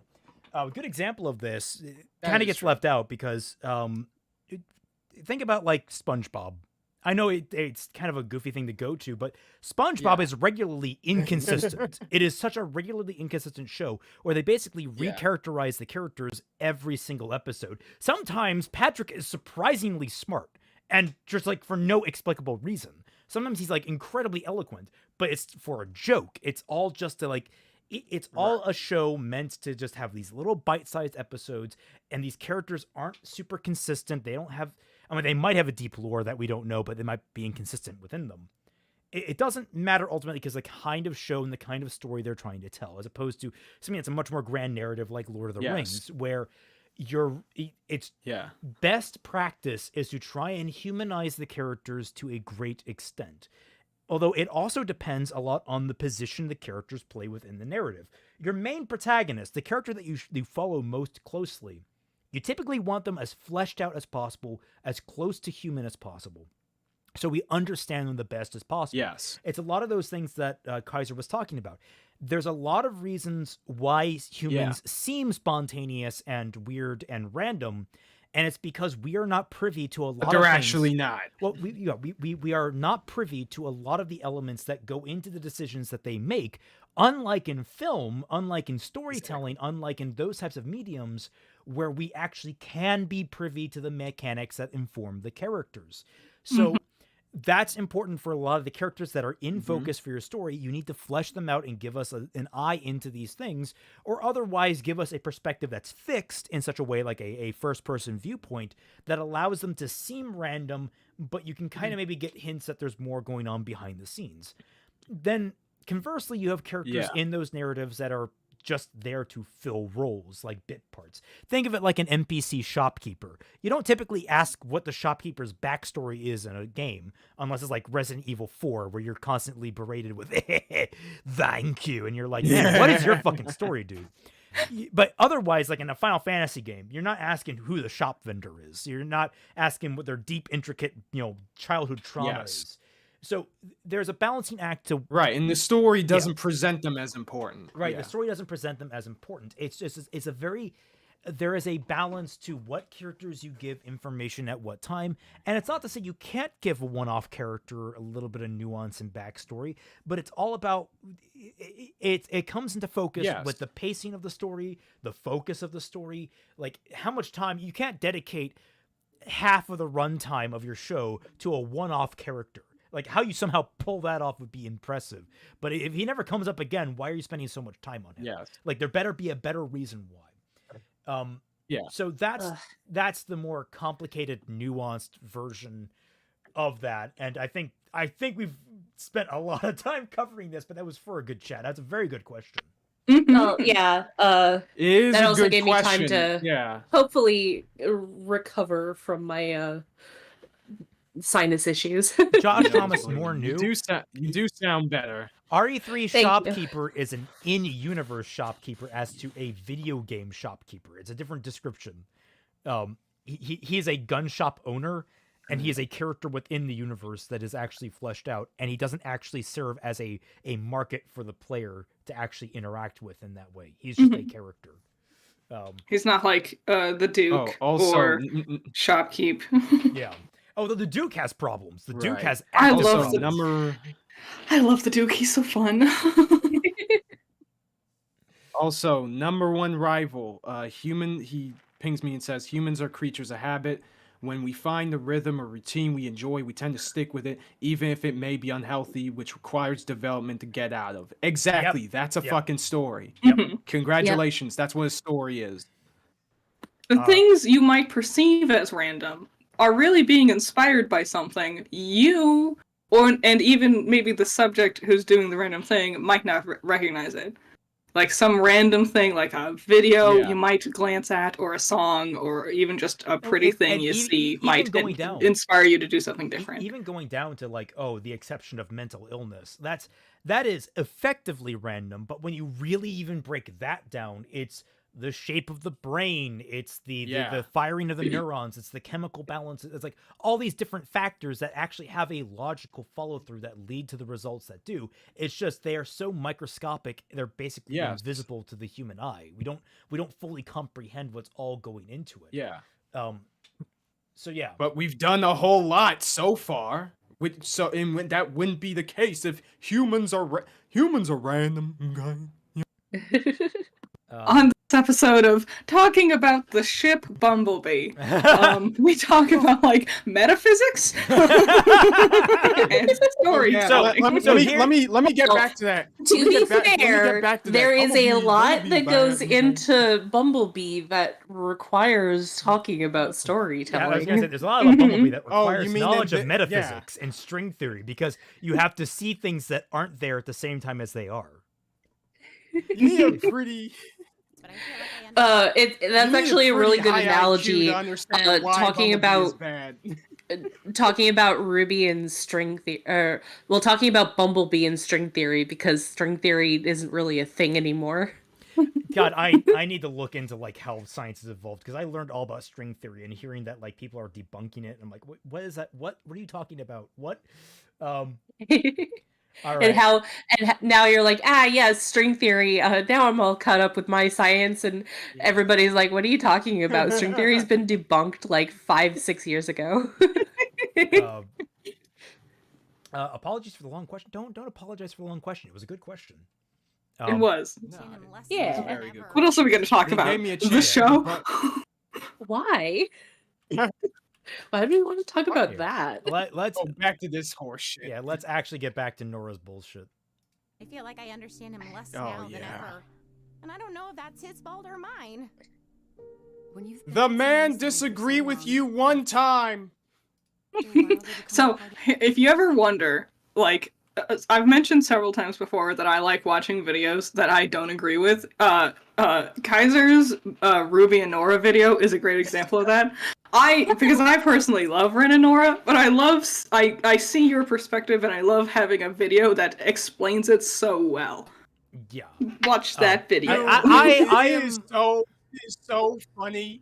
It is so funny being the only guy who made fucking videos about why he doesn't like their relationship. It's so funny. The thing is, this is Nora and Ren, and the dynamic they have in Volume 8 is a precursor to what happens with RWBY in Volume 9. It's damage control. It's active damage control for the fact that they aren't properly characterized earlier on. That they're stuck in this dynamic of being a duo instead of being anything distinct from one another, which they also are. You can like these characters but still be frustrated with how their relationship dynamic is handled, because they certainly did do a lot of unnecessary leaps and bounds in order to get them to this situation, and I don't feel like it was very earned. I can totally agree with that. Right. In my perspective, like, you guys are talking about this like this is like how you think it is bad, and I understand and agree. In my perspective, I was like, everyone's making mistakes this volume. This is everyone being big goofs because nothing's going the way they wanted it to. So I like looking at it from that perspective, and maybe that's why I'm a tad more forgiving. Also, I really like Ren and Nora. So let's hear what I understand. Like I said, there is a realm where this part of their development absolutely can work. But as I said in my video, it just doesn't. Welcome back to Breaking Down Renora. I think that it goes a little bit beyond them being kind of goofs. Like, you don't just accidentally tee-hee whoopsie daisy cause a mass political schism. In anime, you do. Happens all the time. Devin Stark says, string theory wasn't debunked, it just never gained enough evidence to move from theory to the next step towards science fact. It's a common side problem. Oh, that's fair. Danny Boy. I mean, from what I've been reading lately, string theory is more or less not really considered all that viable anymore. But yeah. Danny Boy says, you guys remember when Ren almost broke out of the hive mind? He was my favorite character when that was going on. Yes. Oh, I remember. Danny It was Boy, good. Danny Boy, watch my 2-part video about Renora. You would absolutely love it. Dude, we're gonna get there, and it's gonna suck. Oh my god, I hate it. I don't even think we will. I'm worried we're gonna miss all the good parts of Volume 8 because we're just focusing on the beach. Speaking of, I've been trying to listen to what Blake has been saying this entire time because it's probably relevant to her. Sorry, teacher. Bumblebee's bad. Okay. So long, after a while they become a part of you. But that's just it. They're only a part of you. Don't forget about the rest. Pause for copyright. Bitch, you're literally defined by the many people you have pseudo relationships with. I was gonna say, like, it is unfortunate that Blake is saying this as her character's actively being flanderized as Yang's arm candy. Yeah. I kind of like that. I don't know if she's talking about Yang or Adam here. That is good. Because I guess. You can't deny, like, she can't deny that she did date Adam. Like, that is a part of who she used to be and a part of, like, who she is now. But that doesn't have to define her. Gurren Prime asks, what if Ren's arrow ace? I feel... I don't know how to tackle that question. I feel like it's a common fandom headcanon, though. Yeah, I mean, I wouldn't say he's arrow. I mean, he can probably be ace, but I don't think he'd be aromantic. I mean, I know that a lot of people headcanon RWBY as arrow ace for whatever reason. Me! I'm people! Yeah, oh yeah, I forgot! I forgot. I think you did mention that. No, you're not a people. You're a mouse. It's true. I mentioned it when I talked about Ice Queendom once. That I'm like, you know, as time goes on, she would be too married to her job to settle down with anybody. Mm-hmm. I don't actually know who I am without Ren. I will admit, Kaiser, having the writers sit there and have the characters admit that they've been poorly written doesn't fix the fact that they're poorly written. Nora, so hilarious. Nora is voiced by Samantha Ireland. Is that correct? Is that yes? Yeah, Samantha Ireland. I don't care how direct this is. This is being given kind of a clunker of a line and reading it fucking awesomely. Like that delivery, I thought was great. That like little like kind of laughing lilt, but sort of a bit of a voice crack in there. It's like that's someone that's legitimately going through a crisis right now with their identity. Samantha she's never had a bad line. Has probably had some of the best. Never. I don't think I've ever heard her had a bad line read this entire show. Yeah. Which is and astounding. in Red versus and it Blue makes as me well. so mad. It makes me so mad. It's This character is done so poorly. It is just shame that they contrived for the scene to happen. Gears?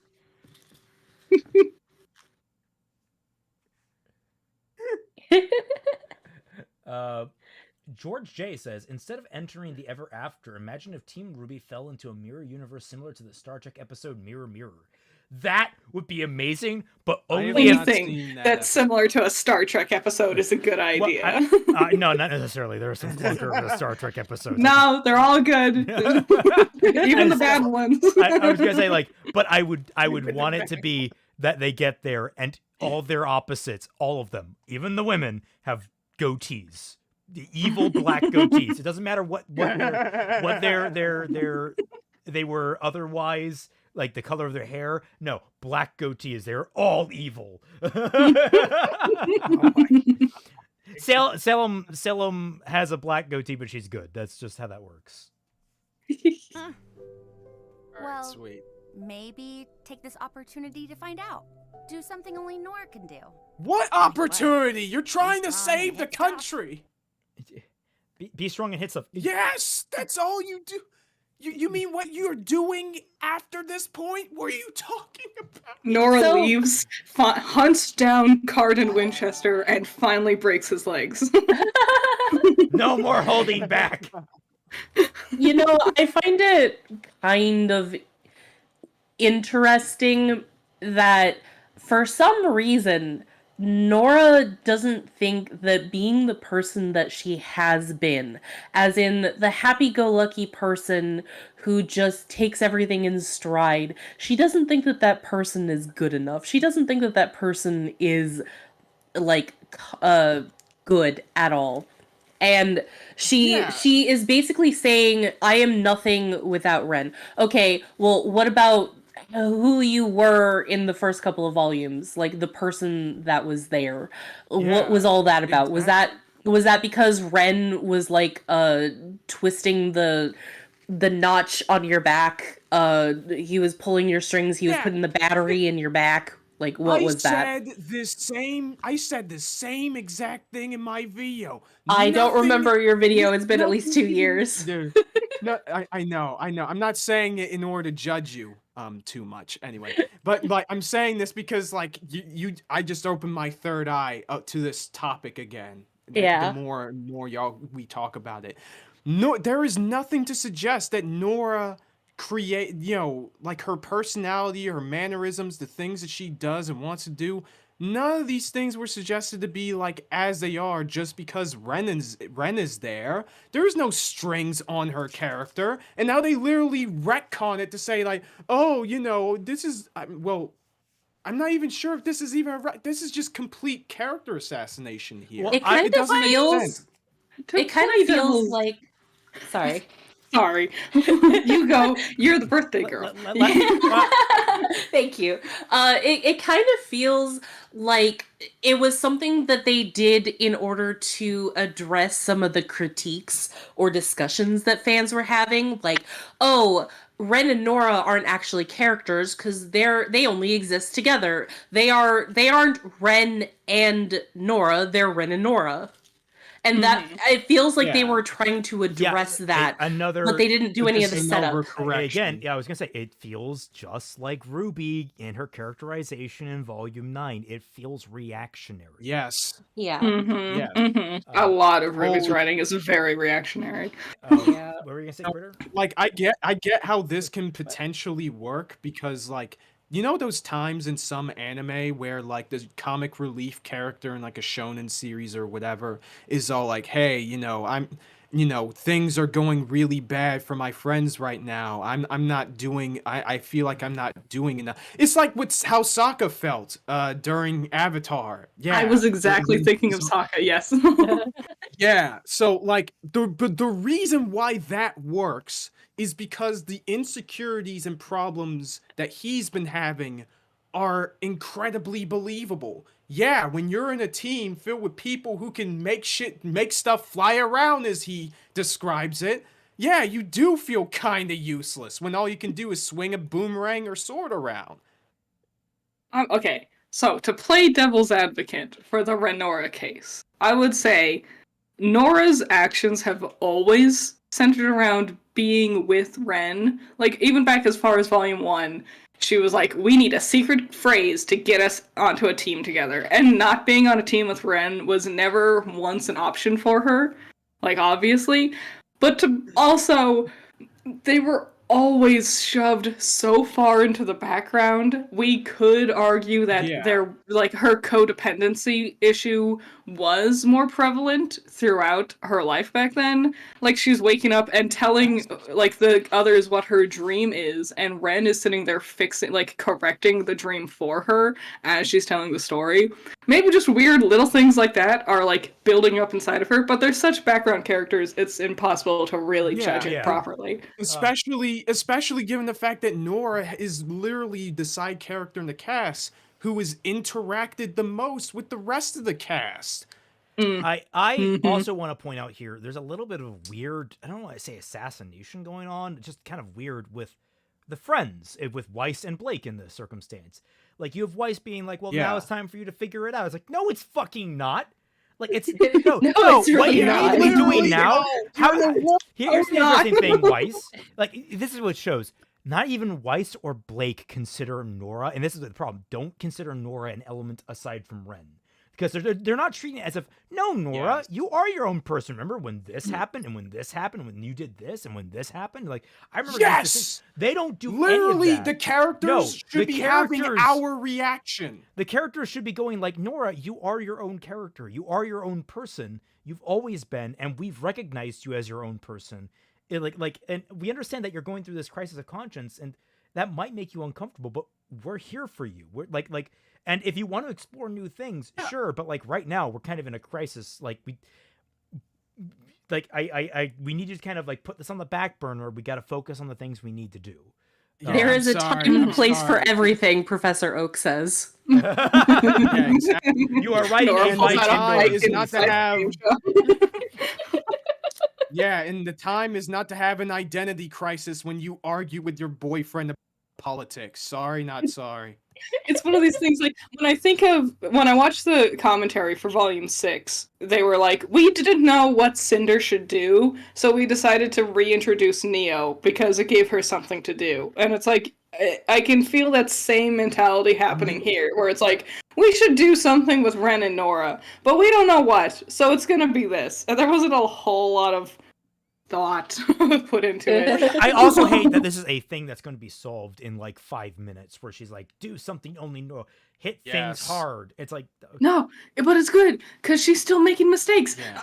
I'm alone in this island. No, you all sit there.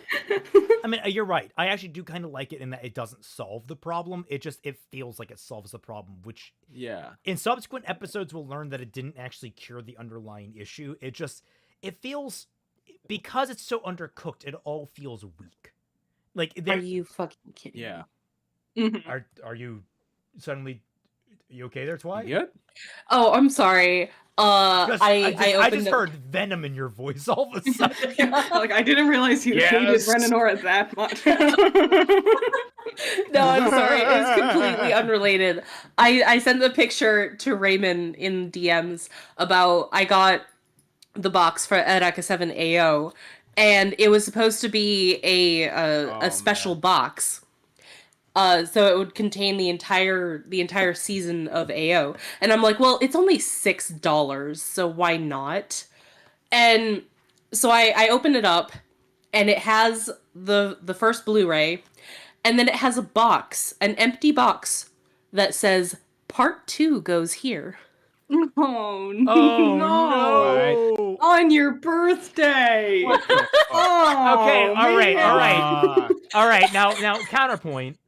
This is Eureka 7 AO, so it's like, damned if you do, damned if you don't. So, like... I know, but just the fact that, like, I bought this thing because it was a special edition, and it was supposed to be, like, the whole thing or whatever, and it's just, no, the box is for, like, you have to buy Part 2 separately, and then you put it in this box.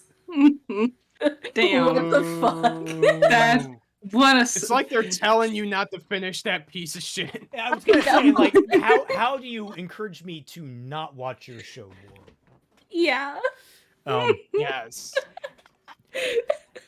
I'm sorry for this tangent. I was just floored. Okay, well, let's return to looking Lady, at... we've been tangenting this tangent to tangents all this Let's look at this disaster of a show a little bit more. Oh, now no more talk time. Oh, and then we're here. Oh my god. Oh really? Yeah. I told you, we were gonna miss all the good parts. I hope everyone's doing all right. If you're worried about Yang, you could always try calling her.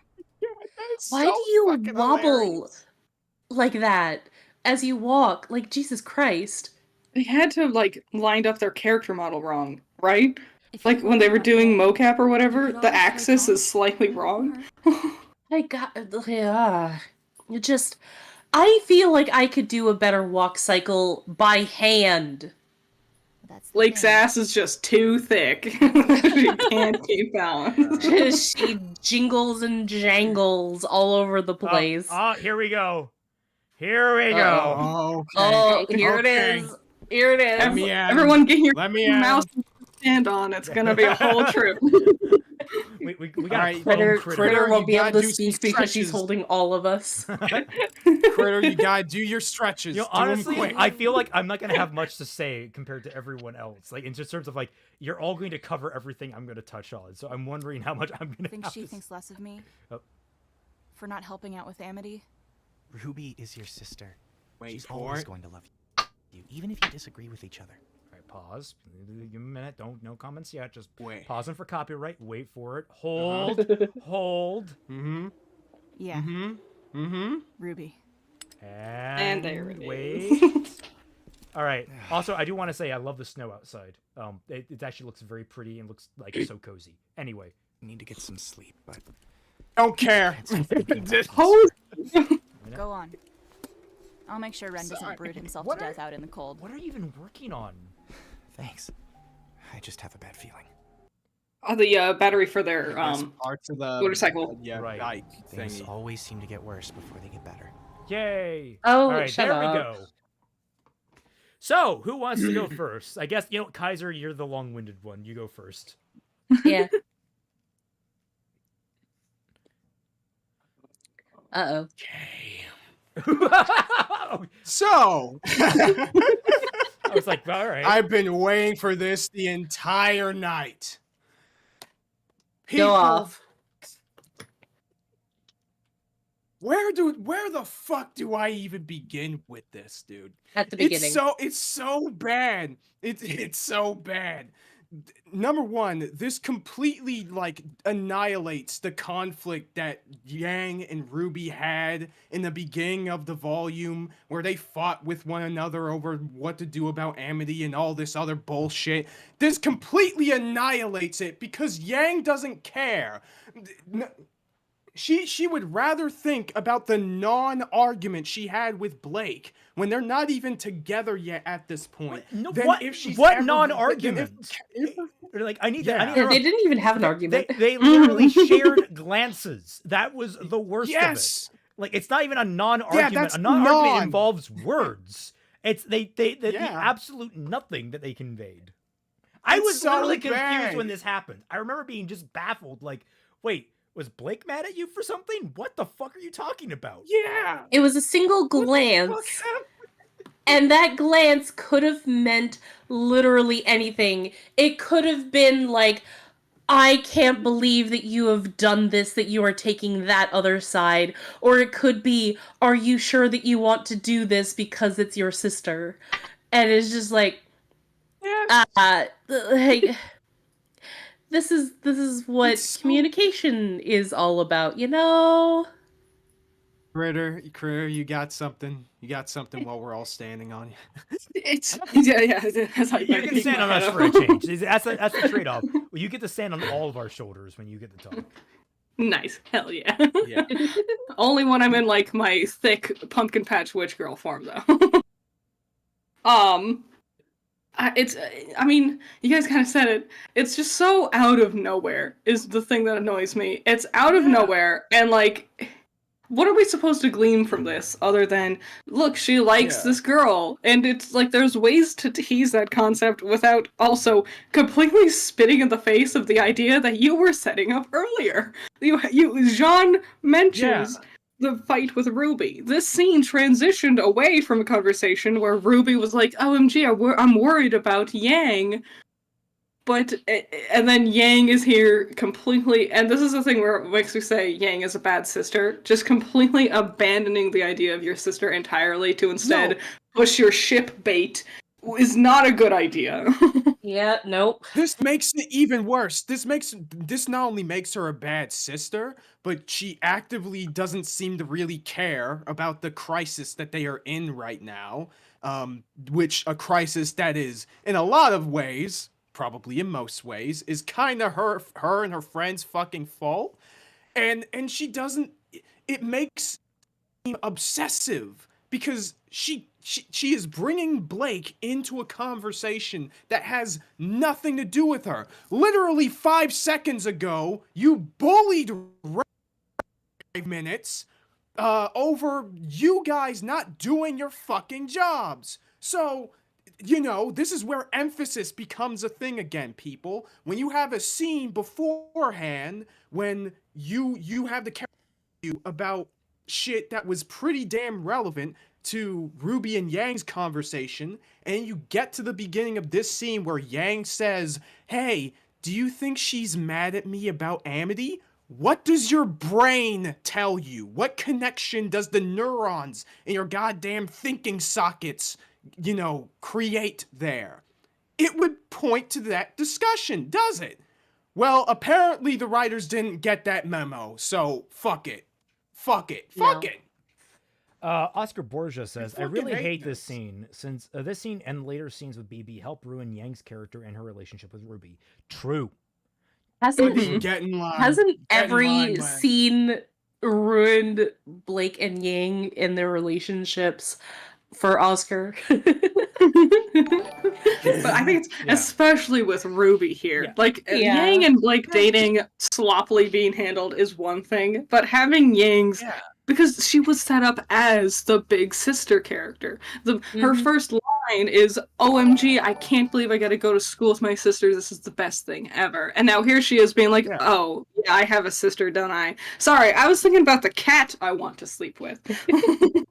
And, you know, I think that would be fine if they were going to be doing something. It's like, well, I'm more than just the big sister. I can be more than just that. But that's kind of weird because they already set up this red herring at the beginning of volume 1, where it's like, oh, we tricked you in the yellow trailer to think that she was a party girl, but no, she's actually really responsible big sister, and that's who she is actually. But and then all of a sudden to say like, no, she wants to get past just being a big sister. Like you can do that, but like you have to set it up. But there is no setup for any of it. All of it just comes out of nowhere. Wait, Twilight. Quick question. Yeah. Are you saying that Bumblebee doesn't have good setup and payoff? Yes. Is this going to be a running joke with you? Volume 8, we came to the conclusion. Maybe it is, maybe it ain't. I mean, that is the main complaint I have about all of RWBY, is that it just doesn't set up anything at all, story-wise. And that is the main thing that ruins a lot of the story. Oscar Borgia says this makes no sense for Yang's character with RWBY, but also why would Yang ever be thinking about Blake when people are dying? RWBY might get killed. That's true. Yeah. Like, okay, no, that's not true. You can think about your loved ones, especially when times are darkest. Like you will think about your loved ones naturally. I get the feeling that you're probably just. Why would Yang ever think about Blake? Period. I think if you had the choice, Yang and Blake would never think of each other outside of a platonic being. Which is to be fair, also here I am fixing this machine. Blake, just thinking about Blake. The battery in the machine is purple, so Blake. Yeah, it's like okay. True. It's the symbolism. I'm just gonna say, Oscar, you're not wrong in this circumstance. I just think overall you have issues with this ship. M3D says Kaiser was in his bed last night, kicking and giggling and kicking his feet in the air, thinking about getting to be a hater again. Goat shit. He really was. I have this shit freaking memorized. Okay, this was one of the parts of the Bumblebee video I really enjoyed putting in. Just that fucking Rock Johnson clip. Shut up, bitch! In response to that. Ryan, I love it. I know what you're trying to say, but I do think I remember having a family member get a gun for Christmas once, so it was a hunting gun, but still. I got a freaking BB gun also, for Christmas one year. That's cool. Come on. Like, it's not impossible, but you know, a girl could dream that the story gets well written at some point. Quickly, before we move on, Jonah Williams says, Kaiser, but don't you understand? Real humans don't make sense, which means Yang can't possibly follow logic. Now, Jonah, here's what I want you to do. I want you to get your dual disc and meet me outside in 10 minutes. Jonah, what I want you to do is donate your entire life savings to us all right now, because humans aren't rational and they can't make good decisions and they must always make weird, crazy, impulsive decisions. Yes, please do that. Yeah, please go right ahead. You know, just do that. It's perfect. Duke Pumpkin says, Duke Pumpkin, you will make it better. Just add in every sad scene the song "You're My Special." Kaiser will get this. I get it. It's a Jujutsu Kaisen reference. Gotcha. Jeez. How is she? Oh, this is my favorite scene of the volume, where they stand around and go, golly geez, things are tough. Better relax with our cup of tea. She needs a doctor. Hopefully May's able to reach the others. It's probably not even good tea like jasmine. Yeah. If it's not Jasmine, Uncle Iroh will be very disappointed in them. And depending on which one, either he'll make a joke about it or he'll just be sad in the corner and everyone will feel bad about it. No, it could be jasmine, but they don't know how to brew it correctly, so it's all bitter. You burned the tea. How did you manage to do that? I really hope they're okay.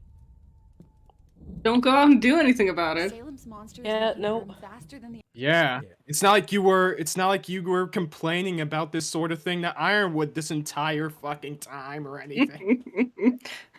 The scene just baffles me so much from like the meta-textual perspective, because it's like, oh, well, things have been ramping up so much that we just thought that we would give the girls a break, and it's like they do nothing but stand there for most of the series. What are you talking about? Like episode 3, they enter the Schnee Manor and then they stand around doing nothing for 90% of the volume.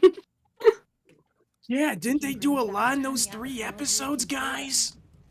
The city won't stand a chance unless we stop it. This is what I mean when I complain about the fact that the characters are not proactive. You need to have active characters. I actually haven't talked about my big rant that I made quite a number of years ago before I even met Raymond. Actually, I wrote up like a 70-page reaction of sorts to the first volume of RWBY. And I go into a lot of things, including about writing and about animation. Like I stop the commentary one time to explain the 12 rules of animation and stuff like that, and why RWBY kind of fails at a lot of them. But at some point I talk about the fact that the characters aren't proactive, and the villains are this slow-moving iceberg, and it's like, oh yeah, everything is such a big threat, run away from this slow-moving iceberg that is coming. It's like that Austin Powers scene with the guy screaming because he's about to be run over by this incredibly slow-moving machine. And he's like very far away, and it's very obvious that he could just sidestep at any point in time because it's like 5 yards away, but he just stands there screaming, and that's what it feels like these characters are like. Yes. Yes. Way bigger than a Leviathan. What can we even do? Penny launched Amity, and our message Protect the citizens! Pick up your gun and go Do to your town! jobs! Find an airship and You start ferrying literally- people up to Atlas. Like, Yes. like if Literally do what you know in the that trailers. on one hand, you know that Ironwood is still trying very hard to get Atlas up into the sky. Knowing that, getting people onto Atlas, planning to at the very least stabilize the entire region anyway, will still save people's lives later. Like, it just, I don't understand. Oh god, it's so, and then we could get down to like, why is Ironwood still planning to launch Atlas when the fucking Leviathan Grim or whatever is the whale Is right Monster. there. is right there. We can get onto that bullshit too. It's like, oh, Yeah. for someone to come, if they even come. who would come? Who would come? Except for Who would Blake have and Yang, time? apparently. Who would have time? Atlas is so far north. What kingdom has the airship and resources and speed to show up overnight? Mistral has like 5 airships that we saw. 5! Beacon is still, I guess, under disarray from the fall of Beacon. And Vacuo And is a Vacuo, literal what fucking freaking- waste of time. Saudi Arabia. What airships do they have? Also, I gotta say, I wasn't expecting you guys to say that so bad, because y'all saying who would come with the top of your lungs is so funny. Look, we channeled our Keanu Reeves there a little bit. Oh my god. Train Dude, don't you love this remake of The View with Ruby, Weiss, and Blake? I'm sure that will be quite the buzz. Don't even bother. Oh. Uh-oh. The video's like, you talked about Ren and Nora for too long. What if Damn it. Thomas It More, what just could saw Ruby do? the I don't key- know. Maybe use the silver eyes you have. Yeah, Yeah, she that's- could use her silver eyes. What? Like they could What? shuttle down to like Fiona and Joanna and be like, "Where's our team?" And they're like, "We don't know. Do you want to like try going after your team, or do you want to like kill Grimm and help the defenseless refugees?" And instead, they're standing Yes. around going, "Yum, tea. Sure is tough out there. Good thing we are safe in here." Oh yeah. Spooling. Which is totally not anything the stuck up Atlas elite that they totally hate would do. That's totally. It's so See, weird that they is- don't seem to have their priorities on straight.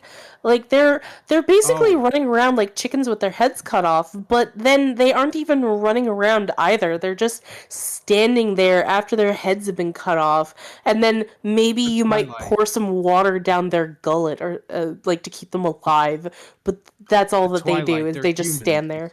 I'm getting the feeling you've never Twilight, actually raised chickens before. No, there has been some chickens that have had their heads cut off, and they were able to stay alive for a couple of days. So you just have to... No. Yeah. I guess. No, I mean, there's a reason why running around like a chicken with your head cut off is a thing. It is. Yes. I raised chickens. So have I. I guess I never beheaded them to see how long the body would continue to move. I was about to say. Not only did I raise chickens, I have raised a potbelly pig, and I have raised a goat, and occasionally a horse from the neighbor's yard would come in and eat our grass, and then I would get to ride it sometimes. Nice. Have you ever tried to go into a pig igloo? Because the chickens have decided to lay their eggs in the bedroom of the potbelly pig, and then you're just hoping that the pig won't like get mad at you crawling into its bed in order to get the chicken eggs out and see if they're still good. Because I have. A very relatable story. Okay, we're on back to the tea here. Anna said your friends haven't been heard from. Unfortunately, the last thing they're worried about is a couple of kids. Come on, I've got the ship ready to head back in. What? We can't leave. We can't leave this house. Are you bitch? What are you talking about? At the crater. Atlas has its army, but Mantle only has us. People are dying. People are dying here too. No, they're not. No, they're not. We Also- haven't seen a single They're not. hint Also, of Grim holy attacking. fuck, that bed. I just, like, look how fucking massive that looks with Nora there. Like, Mhm. That is a king-size bed. I feel like that's bigger than a king-size bed. I feel like that's something new. Was it Possibly. the Alaskan King? And The also- Alaskan King is the one that like is 9 feet by 9 feet. Well, I also feel like we probably won't see it because I don't think I kept in the Nora and Ren and John scene, which is awful. But like I feel like that's not the size she is when you see her up close. I feel like that's playing with perspective a little bit. Don't you have Perhaps. family in Atlas? Wasn't the whole thing that Team RWBY were like, no, Atlas are elitist and privileged. We need to help Mantle. And now May is Yeah. here like, let's help Mantle. And they're like, but Atlas though, we need to help them by staying in the manor. Do we? Because I find it really funny that that Weiss is trying to be like, hey, I know that she's doing it very poorly, by the way, but like she's trying to be like, hey, there's people on both sides having a bad time right now. Don't you have family in Atlas? And May is like, no, I don't have family in Atlas, and that's why Atlas can go suck a dick. It's like, Yeah, wow. both sides. Wow. This is like You see, yeah, you're right. Wait a minute. This is freaking protagonist-centered morality. it really Oh is. my Like God. the thing is like Totally people are right. probably being like, oh, you don't like May Attributed because that to she's this you scene know, before. because she's trans. It's like, no, I hate May because she condemns an entire civilization of people to death for the actions no. of her family. Like, holy shit, that is so abhorrent. as Yeah, a- it's like, no, I hate May because she's a bitch. Like they could have made it like Atlas has better military, Atlas has more gunpowder, Mantle, my real family doesn't have that luxury, and I need to help Yeah, protect you them. They could could take have that done that, but angle on instead she's like, fuck all of Atlas, they suck. Because my family were mean to me. So forget him. They've got Henry. She's such a whiny child. Wait, they've got, Because RWBY does this thing where, like, any of the especially at this point in the series, where any of the characters who disagree with them have to be like needlessly antagonistic or can't have good points, even when they do raise them, right? They always have to undercut it by some dumb emotional element that has no business being there. And I never realized they did this with May. Oh my fucking god! This is the worst volume. This is the worst volume. Oh my god. Wait. Did you just say, like, you have Whitley, I have Henry? Wasn't their daughter. So forget them. They've got Henry, yours have Whitley. You get what I'm saying. They've got Henry, yours, you have Whitley. Yours Is she implying that Henry was the one who was super transphobic? No. Also implying Whitley is? No, she's implying, I think, that we can leave our families behind because they've got replacements for us. Oh. I think that's, like, the rough implication, and I think that's really fucking, like, May, you need help. You need some serious fucking therapy. Yeah, you do. Like, your parents might have been shitty to you, but you really need to, like, work on... Yeah, Robin clearly didn't help enough with that. It's like she realized that she wasn't the favorite child and so started acting out and then be like, well, I'm gonna continue to do like more and more extreme things to get my parents to notice me. And then when she finally realized that they weren't gonna notice her, then she just fucks off and be like, I don't like you anyway. I mean, like, I'll be sympathetic that you can get some parents that are very... We don't know.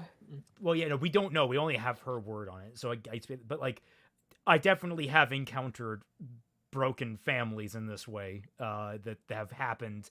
Fall out like this. I understand where, like, the writing of this is coming from. I just think it's horribly misguided in its delivery. Horribly. It's the fact that they do so little that right now, just talking about the broken family situation, we're writing the backstory for them. Okay, We're the ones that are coming up with this headcanon. This came up because that she even comes from a broken family in the first place. Like, you could make the assumption with the way that she is talking that she's just being a spoilt brat who didn't like the fact that she has a sibling in the first place. Well, the way she also kind of brings it up out of nowhere. Like, nothing Weiss was saying kind of led to this revelation. Weiss was like, Atlas also needs help. Don't you have family in Atlas? Can't you understand? And that led to May's whole thing. But it's like, but that doesn't change Weiss's original point that Atlas does need help, though. Yeah, presumably. That was how the last scene with Nora came about too. That is how a lot of conversations in RWBY happen. Oh, yeah. Is just somebody brings up something unrelated, and then they ugly segue topic into that the topic that they want to clumsily segue into gets forced upon the conversation out of nowhere. Because they don't know how to write. I was gonna say, because Kaiser is right that it's protagonist-centric morality with May. The Yes. show treats this as if she's kind of right. Like, the characters feel like, oh, we've been so shited by your just behavior in this matter. We have to take your word for it. You know, that kind of bullshit. Like, basically, we have to do what you say. I was talking... Cal... Calixon, she just got through Arcane episode 6, and something that I definitely caught in her streams, her reactions, was she was trying to ascribe whether or not a show was treating a character as given right, like whether Vi was in the right when she was finally let off the leash by Caitlyn, effectively. And I'm like, that's not really how the show operates. Arcane doesn't treat any character like they're right or wrong. Sure, we have shades of things when it comes down to, like, you know, Silco is clearly villainous, but he's not wrong about a lot. Like, there is a lot in that show that Silco is 100% correct on. Like, it's why he's so compelling as an antagonist, is that he's not wrong most of the time. And, like, the places that he is wrong are a matter of, well, I'm just on the different side of the river and things have to be this way. Like, it's resignation to a reality. Yeah, that which he sees is in life. It's one which of is the why very all the unfortunate characters things. Arcane are so great. Yeah, it's one of the really unfortunate things about the fact that we are watching cartoons in the first place, because we like cartoons and stuff, but because most people don't really respect children, which cartoons are mostly made for, we do get this very black and white morality of like there is a clear right and wrong at all times. So when somebody comes across a show that is more adult, like Arcane, they don't really know what to do with the idea that there is not necessarily a right or wrong answer. There are only people trying to fumble their way through a difficult situation, and they don't necessarily always agree with each other, and those disagreements can lead to conflict, which can lead to a lot of good or bad things happening. Yeah, I want to clarify. Cal still does pick up on a lot of things, so she's incredibly good. I just thought it was interesting that like she missed there, and we've had good conversations about it. We actually talked in her comments. I leave a comment on every video she watches Arcane with. I leave a comment there, and she's usually good about replying, and we have a good little chatter there. So I'm just clarify. Cal is not blind to like my interpretation of what she was seeing in the show, and that's. It is It's just an interesting thing that happened. Yeah, I was also thinking of like Avatar too. Like a lot of people had issues with that with Avatar as well. Just the fact that, well, especially these days, that people don't understand that Avatar didn't necessarily treat the Fire Nation as though they were just this evil empire. That there were people that were good in the Fire Nation. In the third book, we saw that most of the kids there were just regular kids, but they were being indoctrinated by their schools. Yeah, with things like the people who have trouble with that would hate Gundam, because that's exactly what Gundam did with Zeon, the bad guys in that story. The thing with Arcane and Avatar, there's so much amazing nuance to the characters and the world and the story, and it takes an extra level of like understanding to like really dissect all of it. And to tie it back into RWBY, RWBY touches on very interesting moments of nuance, but when it comes to the end of it, they always end up playing things black and white, which makes very muddied. Like this whole thing with May, the nuance is she values Mantle over Atlas because of how her family has treated her, but Atlas is in danger in this moment. But the black and white is Team RWBY were rooting against Atlas. They were rooting for Mantle because of everything with Ironwood. Now here they're rooting for Atlas, and then later the nuance all gets too muddied and washed out because it doesn't lean on its own nuances. The characters are not being humanized; they're being random for the sake of moving the story along. The way that I appreciate a lot of the best written stories in my life, the ones that I've really come to adore, is they are the stories that ask questions and deliver nothing but the information to help you make your answer. As opposed to a lot of shows, and a lot of it's kind of okay with a lot of children's media, and I clarify children's versus cartoons. A lot of children's media, because you're aiming for a younger audience, you're typically trying to instill some sort of virtue in them at a young age. We have indoctrination all throughout childhood. It's a whole part of growing up. Like we get socialized. It's a part of it that's just growing up. Yeah. But when you're an adult, you're able to think about things. So when you're a child, you're delivered answers. You're given very simple questions, and then you're given answers. And that's a lot of what RWBY tries to have interesting questions, but then it delivers answers to them, as opposed to letting the questions linger and letting the complications play out. It's one of the things that I said sorry, in my in my rant, my 70-page rant about RWBY that nobody has ever seen before, because I never released it. But I've shown a couple of people some snippets of it. including like Fat Man, I think Raymond, Ramilia a little while ago.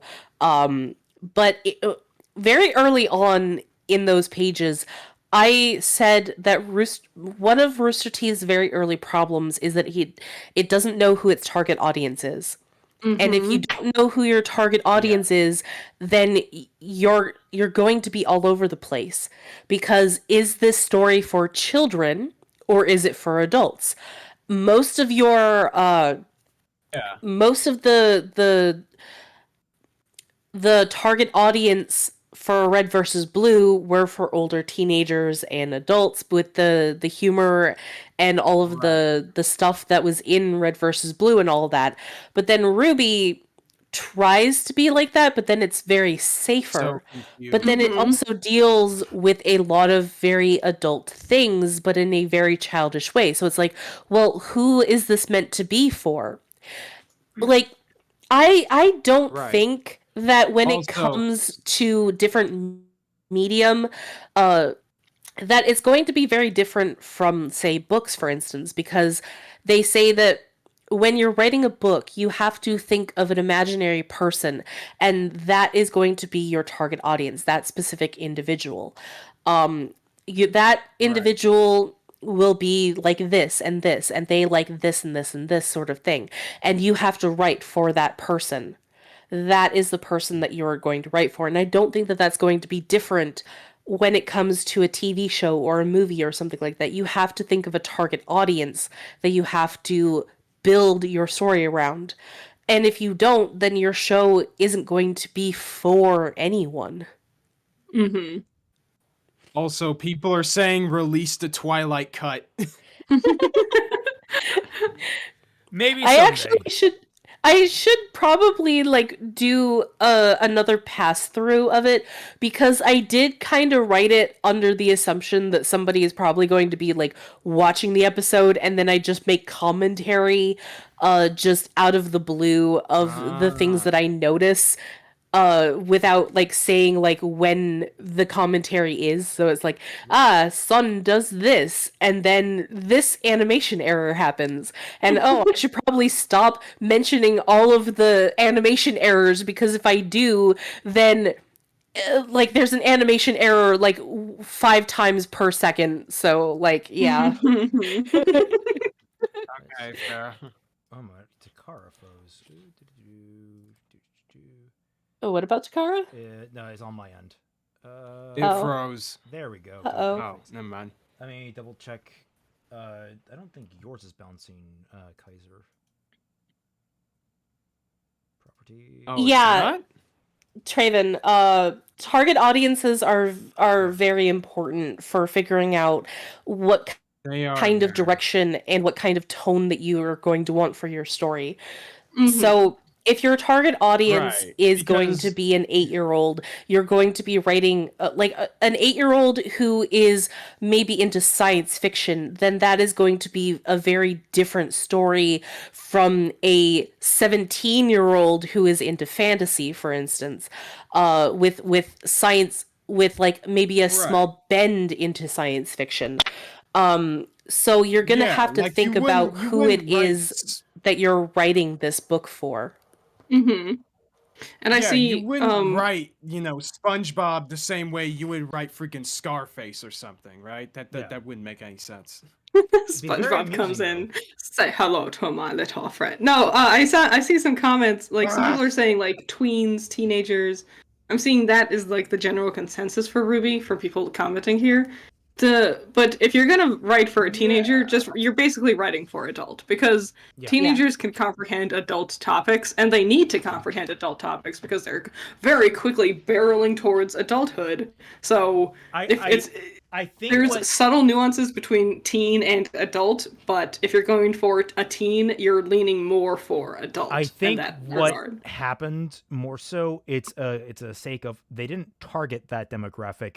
It's that they fell into that demographic, as opposed to like, they wrote in such a way that it attracted them. They didn't intend for it, and then they got lashed to it, and it's actually actively detrimented them as they go along.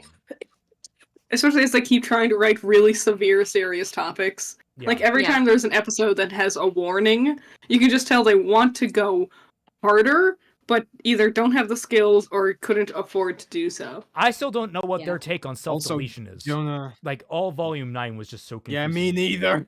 Yes! So bad in that sense. Also, That'll be Jonah next Williams, time, guys. Kaiser, I think this is in response to the SpongeBob and Scarface thing. No, I would write them both the same. In fact, I put more effort into writing SpongeBob. Say hello to my little friend. You fucking cockroach. All right. Which side are you on, anyway? Which side are you on? We're not on sides. I need my moment to be. Oh, I wait, need my no, moment she to be pure, the hero. All facing Salem together. And together is the only way we're going to get out of it. Yeah, hollow words coming from the girl who was like, Ironwood's calling martial law. He doesn't want to play with us. Yes. Yeah. I'm gonna sit here drinking tea. So how exactly do we get out of it? I don't know. I don't remember why I fucking brought that scene in the first place. Like, is she biting her lips sensually? Oh my god, Blake! was your- Blake, stop getting horny on Maine when the world is. Blake? Yang, are you okay? Where are you? Yeah, we're fine.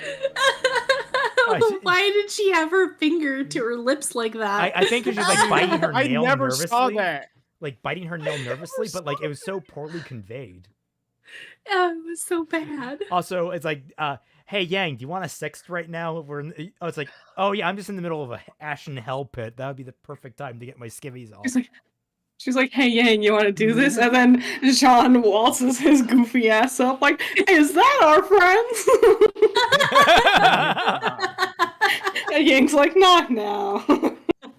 Is everyone there already? Why, he brought the bananas.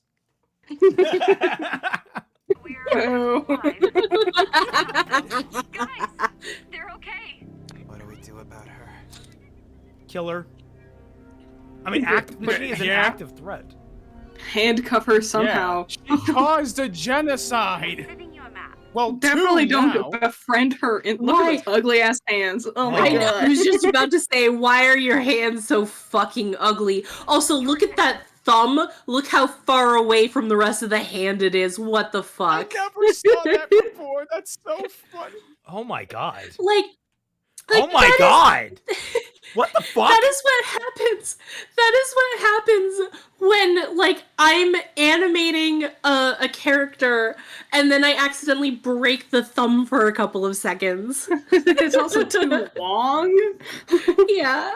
Also, I know Rooster Teeth would never think of something like this.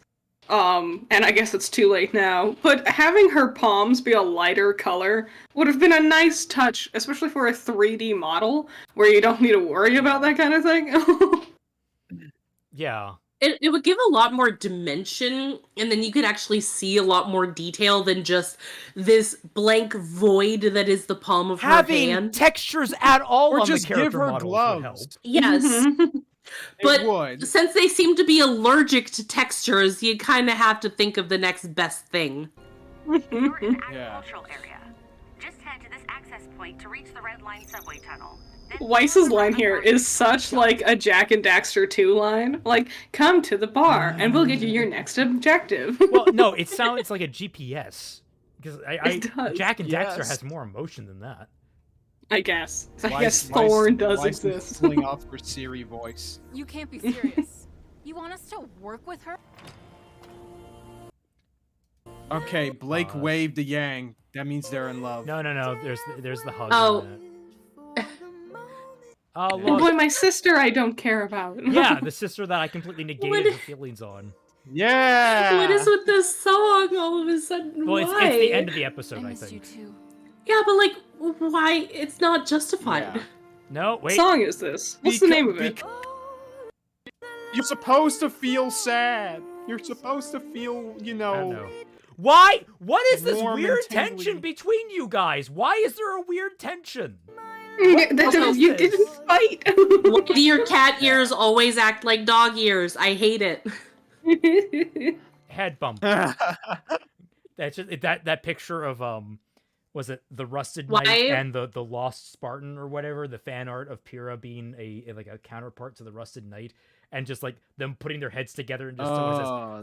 Helmeted bonk sound. Just chink.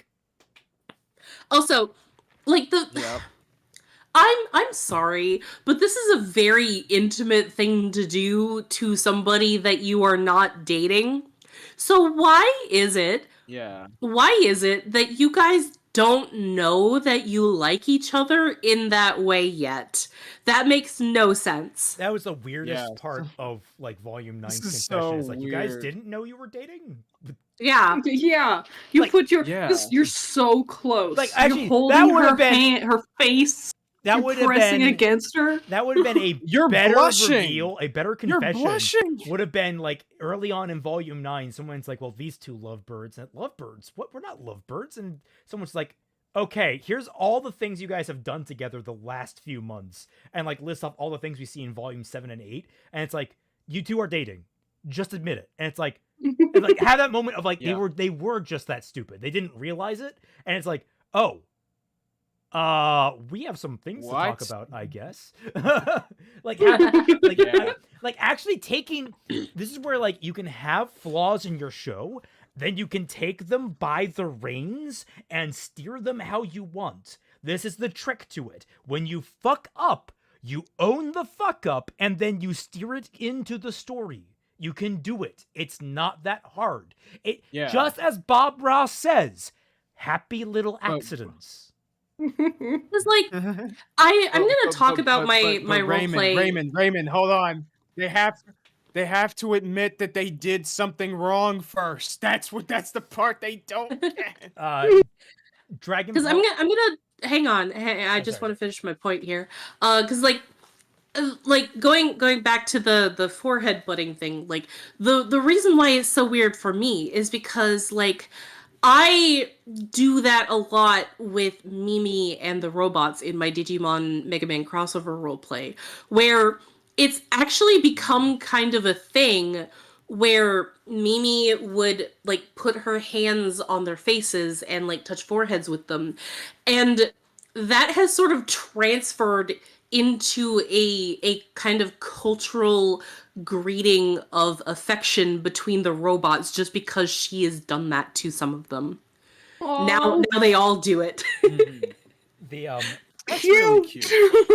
Dragon Paul Z says, "Welcome back, Twilight. Forgot to ask this last week, but what Pokemon typing would y'all's PFP avatars be?" Well, that's an interesting question. I would probably say Kelpie is Fire Ghost. I'm a human. Humans don't have Pokemon typings. Yeah, she's I guess. Yeah. What trainer type? Okay. Yeah. I'll think about it. Critter and also the Pumpkin Patch Witch are both grass. Dark grass? No, probably just grass. Just grass type. Not grass fairy? No, because I'm not a fairy. I don't trick people and steal things from them. Okay. And Kaiser, I'm guessing some sort of steel? I would... Well, I would be probably steel and electric. Either steel and electric or steel and psychic. Actually, steel and psychic, because I'm also a new type. There we go. Ryan, that's an insult, but I would probably say based off of Riley's a normal type, so she's so vanilla. Oh my god. That's rude. She's not vanilla. I know, she's birthday cake flavored, obviously. Just basing off of Takara, I was like, well, maybe she's like a water type trainer, but then like I built this Digi-Egg kind of based off of Potamon's Digi-Egg because I was like thinking that maybe it would become Lucimon eventually. But so maybe it would be like kind of a mixture of water and fairy. Oh, if it's Patamon, can it also be flying? Yeah, fairy flying, I guess. You could also do that as well. Doodly Ding Yeah. Dong TikTok says, the moment where Yang and Blake embrace here, this is where I really started to have problems with this ship. Just, I'm angered. Well, I mean, I didn't find a major problem with it. I'm with the Twilight on this one. It's like, how do you guys not know you're dating right now? Yeah. Oscar Yeah, Borgia exactly. Jr. How the says, fuck? I don't get this scene. Why would Yang act this way to Blake? This is beyond forced and cringe. Plus, it makes no sense. Oscar, you're gonna have to start like detailing to us what does make sense, like at all, just so we understand what your baseline is. Yeah. He has a second follow-up chat. Like, why would Yang do that forehead touch to Blake and blush to her? Same with Blake to Yang. It makes no sense, especially with everything they've been through. Makes no sense. Again, we're gonna need that make sense baseline for you. What can you please elaborate on something that does make sense in RWBY, so that we know where we're starting from here. Oscar wakes up, make it make sense. It's like, make what sense? It's like everything. I guess makes sense to me. I am very confused. I guess like it doesn't make sense. Like if you're not dating someone, like imagine if Yang went to like Oscar and did this, and she's like, "Of course I did. We're not dating." She doesn't think she's dating Blake at this point. Right, but like it's so weird because it's clear that she's never this physically affectionate with anyone else, not even RWBY. No. So it's like the only I don't even like we've talked about the hugging thing before, because like the hugging thing is the only time that it's also very weird and very strangely personal. But again, like, who the hell hugs somebody and then immediately for a casual hug just puts their hand on the back of the other person's head? Mm-hmm. Like, even me with my boyfriend, we don't just grab each other's faces like that, you know? Dragon Paul Z says, does this moment undermine Volume 9? I pretty much assumed they were an item since Volume 6 finale. Volume 9 Bridge is just more of what we all knew was going to happen. We knew Volume 9's... Well, we knew that eventually they were going to get together. It's a matter of how, and just the fact that they seemed surprised that they were in love with one another. Especially Yang. Yang is so like sheepish during that scene, and then you look at this that she's doing here, and it's like, why are you blushing all of a sudden? Like, you were the one like grabbing another her. way to tackle that scene would have been, they recognize they have feelings for each other, but they are legitimately scared. Like Yang being like, you abandoned us, you left us, you ran away, and I can't. Like, I'm scared because I don't know if he'll do it again. And, like, Blake could be something like, I don't know, very honest or comforting or something. You could actually get a meaningful conversation out of that, which leads them to saying the important thing at the very end. But, like, you're not going to get that. Anyway, Or to try to keep it, like, current to what they're doing, it could be like, I want to date you, but there's, like, war happening right now. I think maybe I should focus on the war thing. I don't think I should be focusing on this right now. Like anything to imply that they're not focusing on it. Yeah. Alrighty. Yeah. Where's Nora? Where's Nora? I'll show you to where your not girlfriend is. My what? Anyway. What? He's just begging for a hug. Just for Oscar there. Right. It would have back. I'm gonna run to the bathroom real quick. Okay. It would have kind of been funny though if she was just like, ew, but you're dirty. Pause for copyright. Were those? Ow. Yep.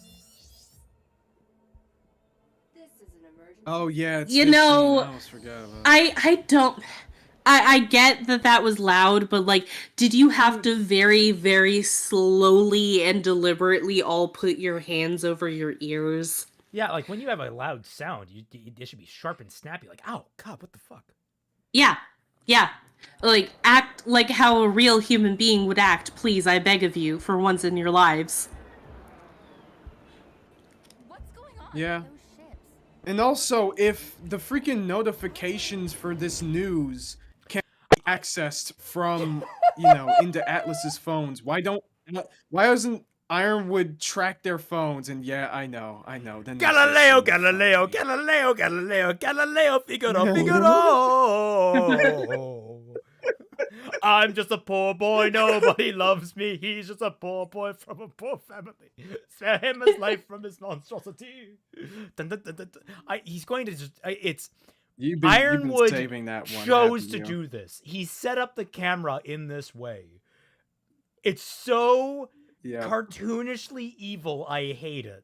This is the moment, like him shooting the senator and the councilman in the face.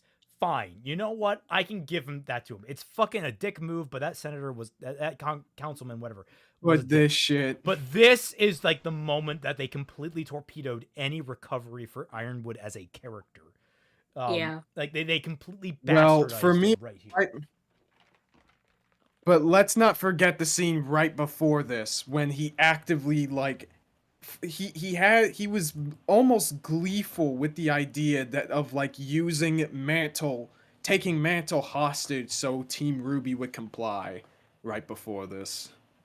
Oscar Borgia says, I have to go right now. I might be back, and if not, take care. But that scene would make more sense if it was Yang and RWBY, but it was her being happy that she is safe. Plus, V9, it still makes no sense for many reasons. You're not giving us what we asked for, Oscar. We need to know the borderline of what makes sense to you. Danny Boy says, Ironwood about to drop the hardest album. Yes. Yes. Honestly, yeah.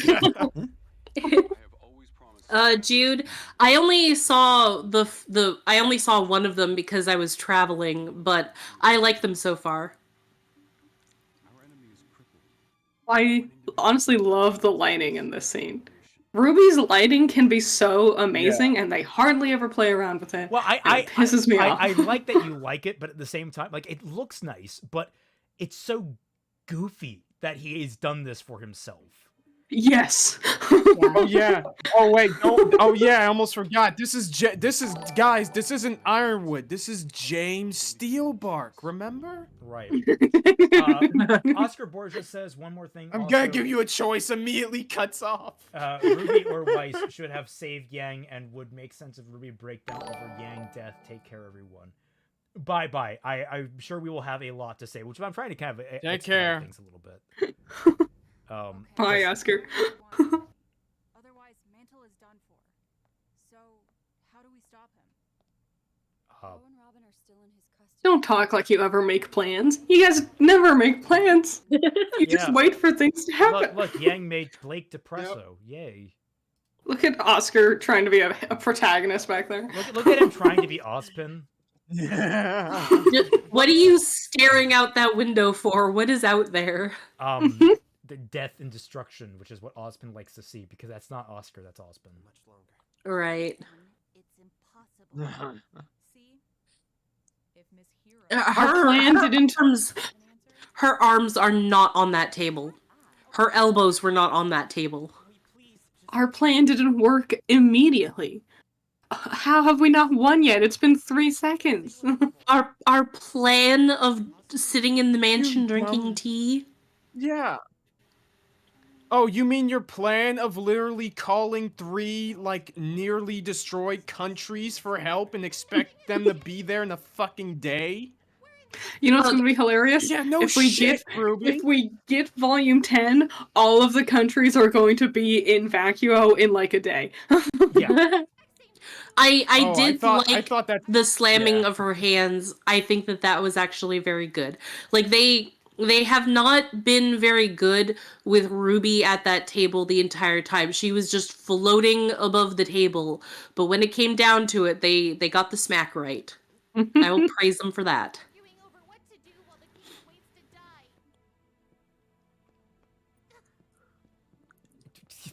Look at that run! That was so. Look at that run! Because there's no weight to any of the animations. No, there's not. Which is such a shame, because I remember Volume 4 distinctly, with the fight with the Petroglyphs, there was so much weight to the characters as they ran through the forest as Nora. Like, they were floaty at weird times, especially Ruby with her semblance. But, like, I was like, finally, this engine gives them, like, weight to the characters. And now it's all gone without any of the style from the original volumes either. Well, like, the thing is that, like, Maya, you have to either do the weight yourself, or you have to make sure that the weight is programmed into the scene. Like, you can't just do it, you can't just do the animation and expect it to magically somehow have gravity to it. Like, come on, guys. I was gonna say the only shipping moment in this scene is the fact that Blake and Yang worked together to help pull Penny to the ground. Oh, yeah. Oh. I praise RWBY once every 100 criticisms.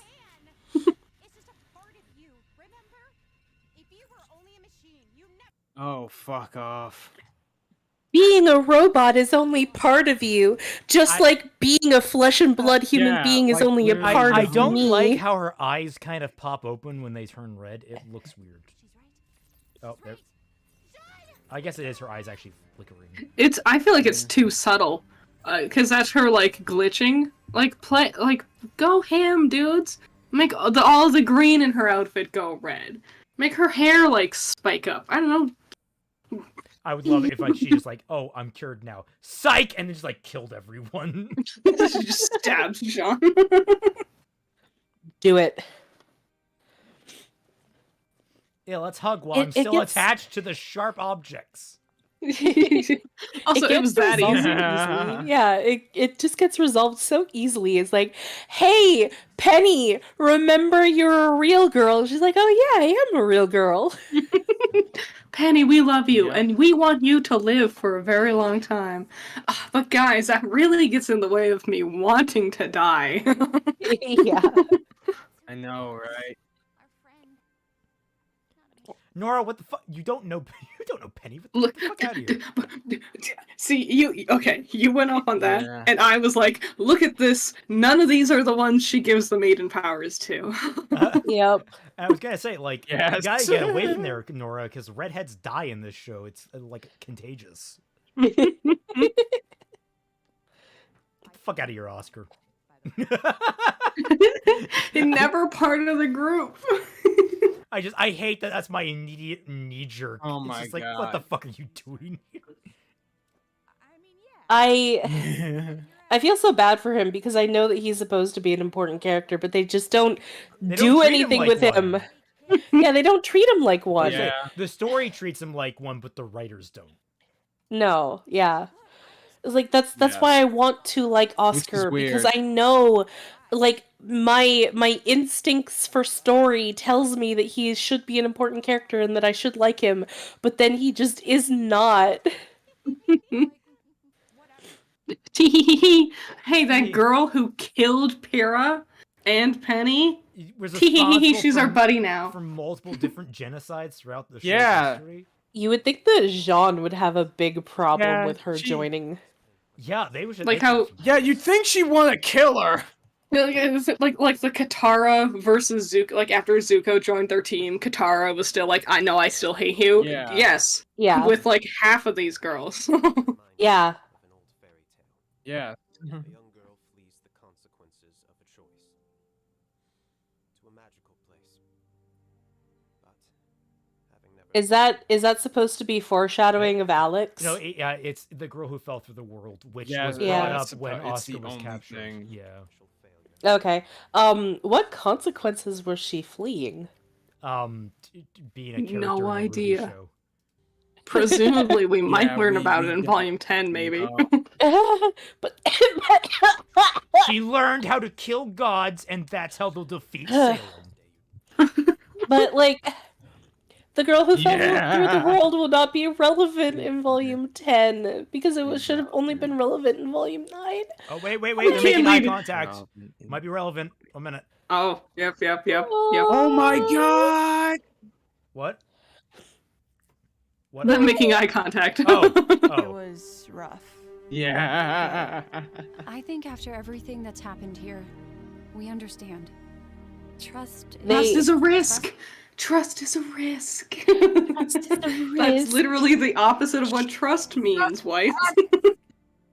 Yeah, it doesn't have to be, you dumb bitch. Trust is hard when you make it. No, faith is a risk, I guess not that is. trust. Yeah. But we couldn't rhyme trust, enough and pixie opening dust. song lyrics to Faith. Ghosts, the Oh, song Faith from true. Ghost plays as the opening theme song for RWBY. Yeah. Yes, there's Whitley, his mother, and his real dad. And I hope it's a risk Yes. you take on me again. Alright, tangent. I am hyper disappointed at the lack of fan art of Klein being real dad for the Schnee kids when they're like little children. Get on it, Really? artists. There isn't that much fan art of that? I thought There's there not would much be a fan lot art of that. Klein, period. Yes, there's not enough fan art of all the best boys. But more Oobleck fan art too, please. I don't really get the hype for Yes. Klein. I don't like him very much. My favorite version of Klein is Klein from Ice Queendom Abridged by Zat Overseer. Adam I don't Zimmer- watch Abridged series. That trust is a risk line feels like the only bit of acknowledging their shit treatment of Ozpin. Kinda. Gurren Prime, trust is a risk. Yeah. One we didn't But take with it's- Ironwood. but- Yes. I mean, Yeah. if anything, Yes! trust is a risk is what Ozpin did to the girls. He trusted them, and then they threw his Yes. trust back in his face. All right, I'm gonna get a drink. I'll be right back. You guys, God damn it! I'm sorry. Thirsty. Well, I actually more so I get my caffeine before it gets too late. Yeah. Go get your sippy cup. Right. But yeah, I've it's been just drinking Foster's this time. I have a mug root beer, and I still have my bag of chippies. I've just been drinking water.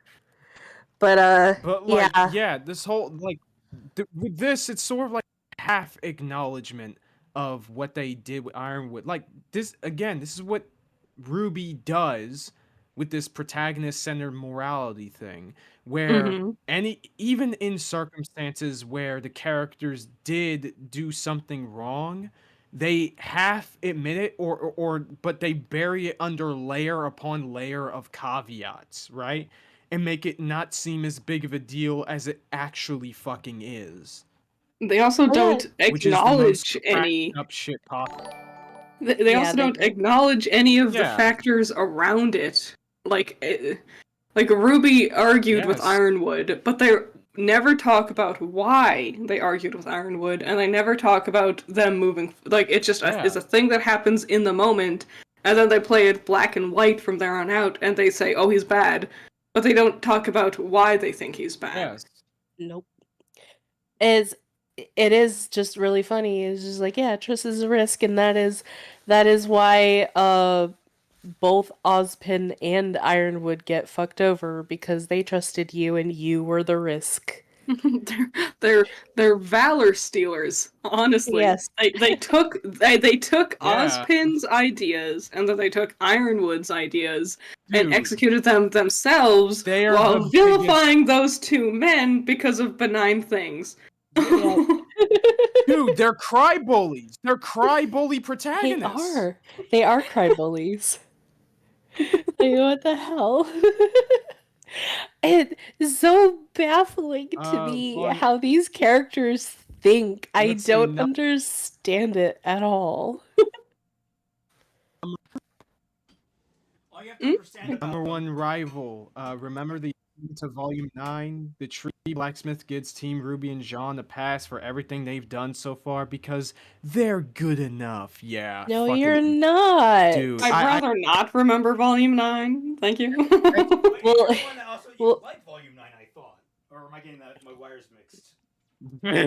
I was surprised at how much I liked Volume 9, but then again, my bar has been 17 feet under the floor for the past like 2 volumes, so I would say Volume 9 was, in many aspects, very good, because they clearly seem to excel at telling smaller, contained stories, and the big grandness of RWBY is clearly not really in their wheelhouse. yeah. Right. Alrighty. People are confused as to what cry-bully is. Basically, cry-bullies are people that start a bunch of drama with somebody, and then when the other person retaliates, regardless of how they do so, they give It's Psy. the person that started it goes all like, oh,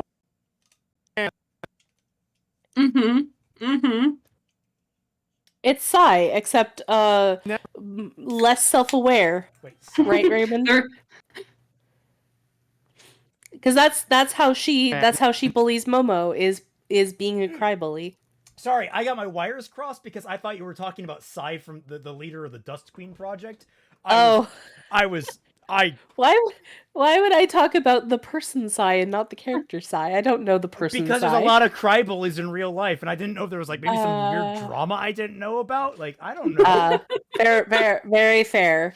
But no, yeah, definitely. Psy from Peach Girl, excellent example of this. That is like her modus operandi is to cry bully constantly.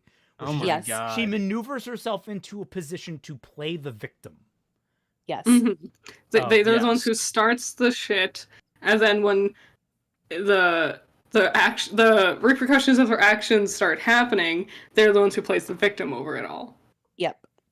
Yeah, and for the record, I liked Volume 9. I think it's true that it's the smaller scale helps, but there are many things I liked about it. It's a good volume. It's just it has a lot of problems in the grander narrative, and that can be said about a lot of things. I think the biggest thing with Volume...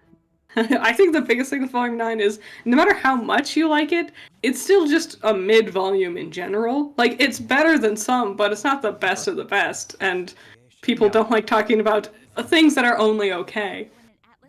Like, it is the best volume of the series, but it is still a 5 out of 10. It's similar to what we were talking about with the live-action Netflix version of Avatar. You know, it's not amazing, but not amazing doesn't get clicks on YouTube. Yeah. Now with that attitude. What?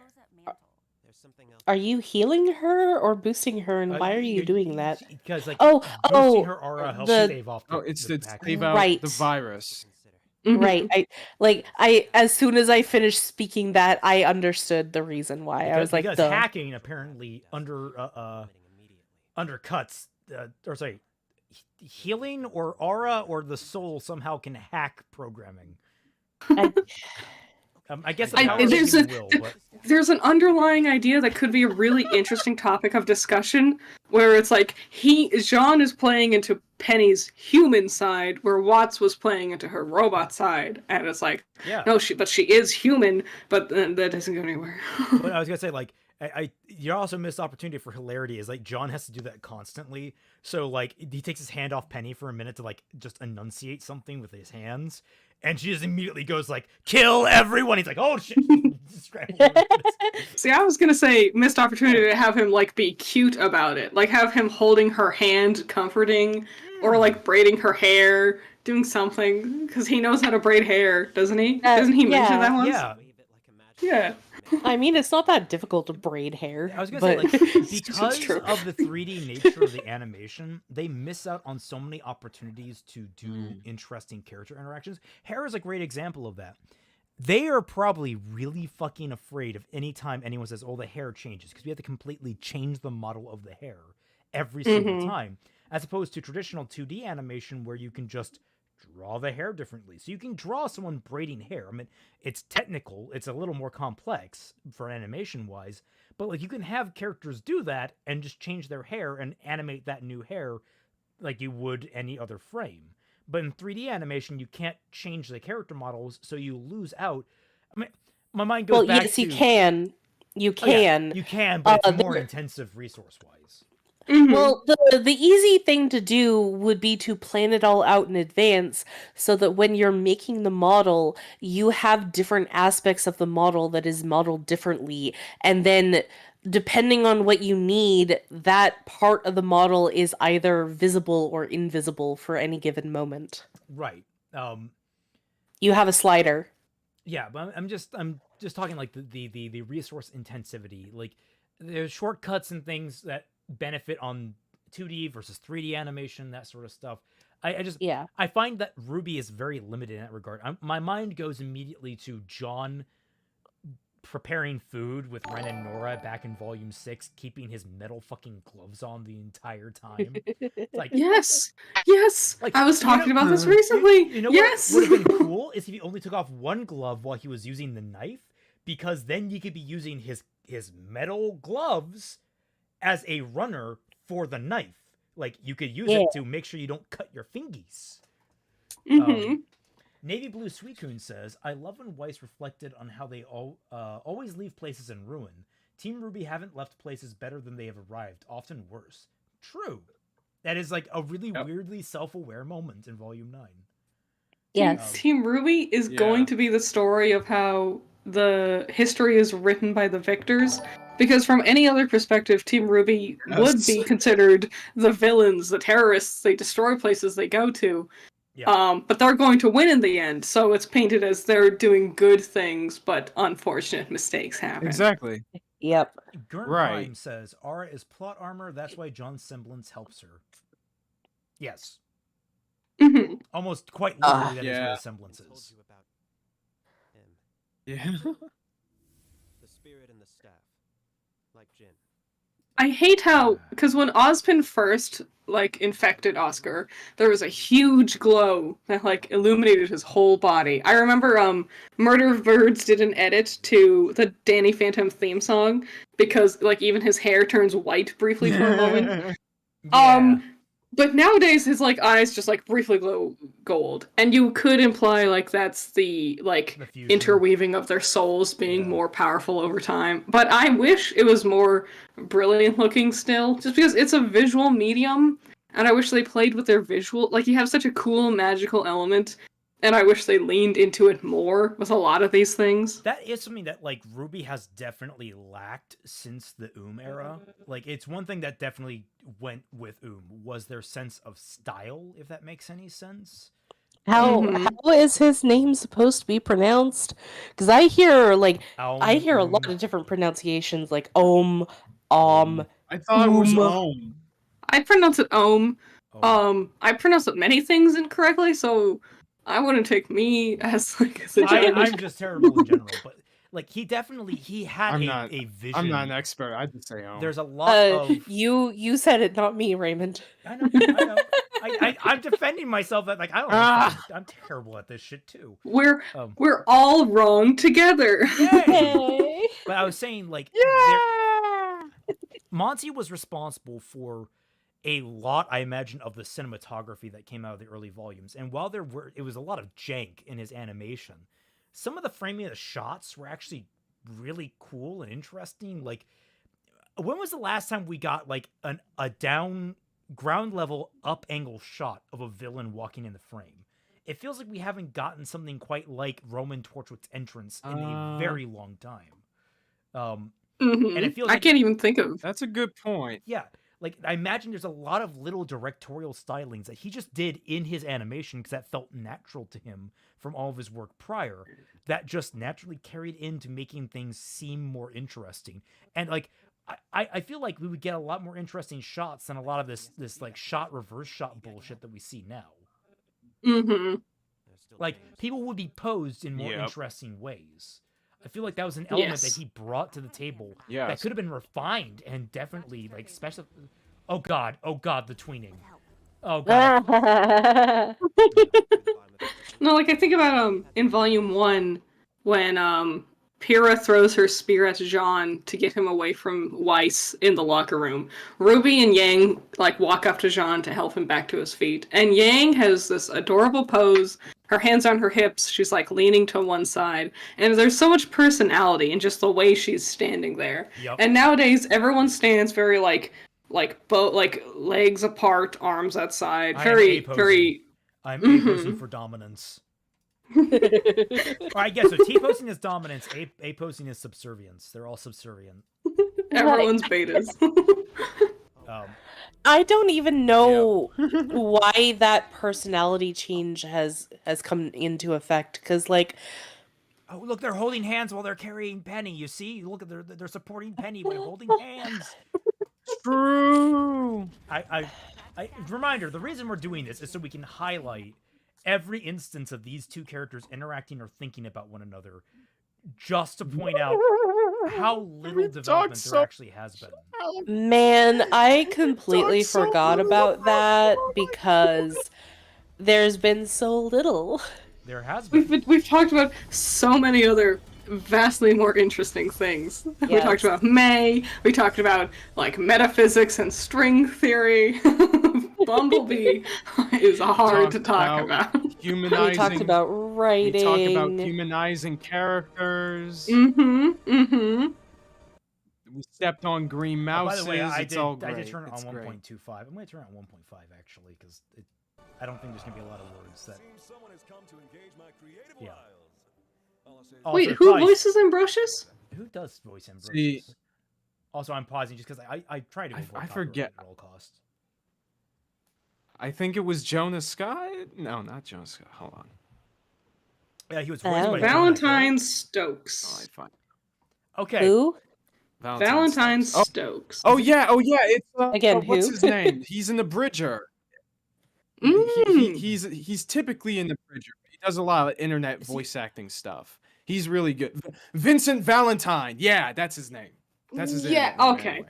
I was like, he's so familiar. Who is he? Wait, Vincent Valentine, the character from Final Fantasy VII. Oh shush. No, legitimately. Like, is that actually his name, or Valentine Stokes? Like that's No. That's his internet name. That's his internet name. okay. Because I was gonna say I knew a guy named Valentine, he's an and he was Abridger the coolest guy. motherfucker I knew. Well, one of them. I didn't know him for very long. I just didn't talk to him for a while. Hi, Mr. Ambrosius. Sir, listen, it's about our friend. But he's great. He's a really cool and funny guy. I love Ambrosius. That's not what we want. I love that he's kind of a dick. Not It's your great. typical girl. No, he's quirky. Also, I love that. You know what, Blake? This is a great moment for Blake and Yang because they're both staring at Ambrosius' ass right now, and they're totally into it. They're open to a third. They're open to a third. There was some sort of, I think it was a tweet. It was when they first see Jin and they're both like amazed, like jaw agape, blown away, and then it's them first seeing Ambrosius and they're both like, eh. Also, I don't quite get how Ambrosius works, because like you need the schematic of how to make something. But maybe what if the schematic doesn't specify certain components? What do you mean? Like, oh right, about the fucking thing here. Like how with how his creation works. his magic, the way that his powers work is Full Metal Alchemist logic, but they don't explain it very well.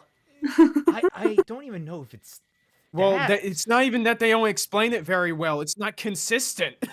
Mm-hmm. Especially when it comes to Penny. When it comes to portals, I get was it, making but a in joke terms of the about how they tried to do FMA, but they did it badly. I was going to say, though, it is inconsistent because they know how Penny is built down to the circuit. We know that. They don't know how a fucking trans-dimensional portal works. Like, so, do you have to bring a schematic for the trans-dimensional portal? Or you just ask them to make a portal? What the fuck? I don't get it. At best, from what I presume, they show him schematics of the snowshoe shipping thing. And it's basically, he's using that basis, but through time and space. But that's not like, I don't know. Any of that that's like a lot of leaps. They basically say, yeah, here's the schematics for Snowshoe, and the rest of it we'll just leave up to you as the artist. Mm-hmm. Why did they need to bring in the caveat that he needs like a schematic? Why add that? Because it doesn't add anything. they thought of the 4 things, but they didn't really think about what they would do. That's why we haven't seen destruction or choice. Because what is choice going to do? We have seen other choice. than we know force choice people. We've seen choice in one of the fairy tales. He just saw like the future. It grants you like you get to ask one question and you get the answer how it plays out. I think. I don't like. Basically, it's like an inverse to Jin, if I'm thinking correctly. It's weird. It's fucking weird. It's basically useless. And I don't know why it's like even. And destruction. Look, unless they nerf it, it's going to be too powerful. Because, like, my immediate thing is, why don't you use the Relic of Destruction to destroy the other relics?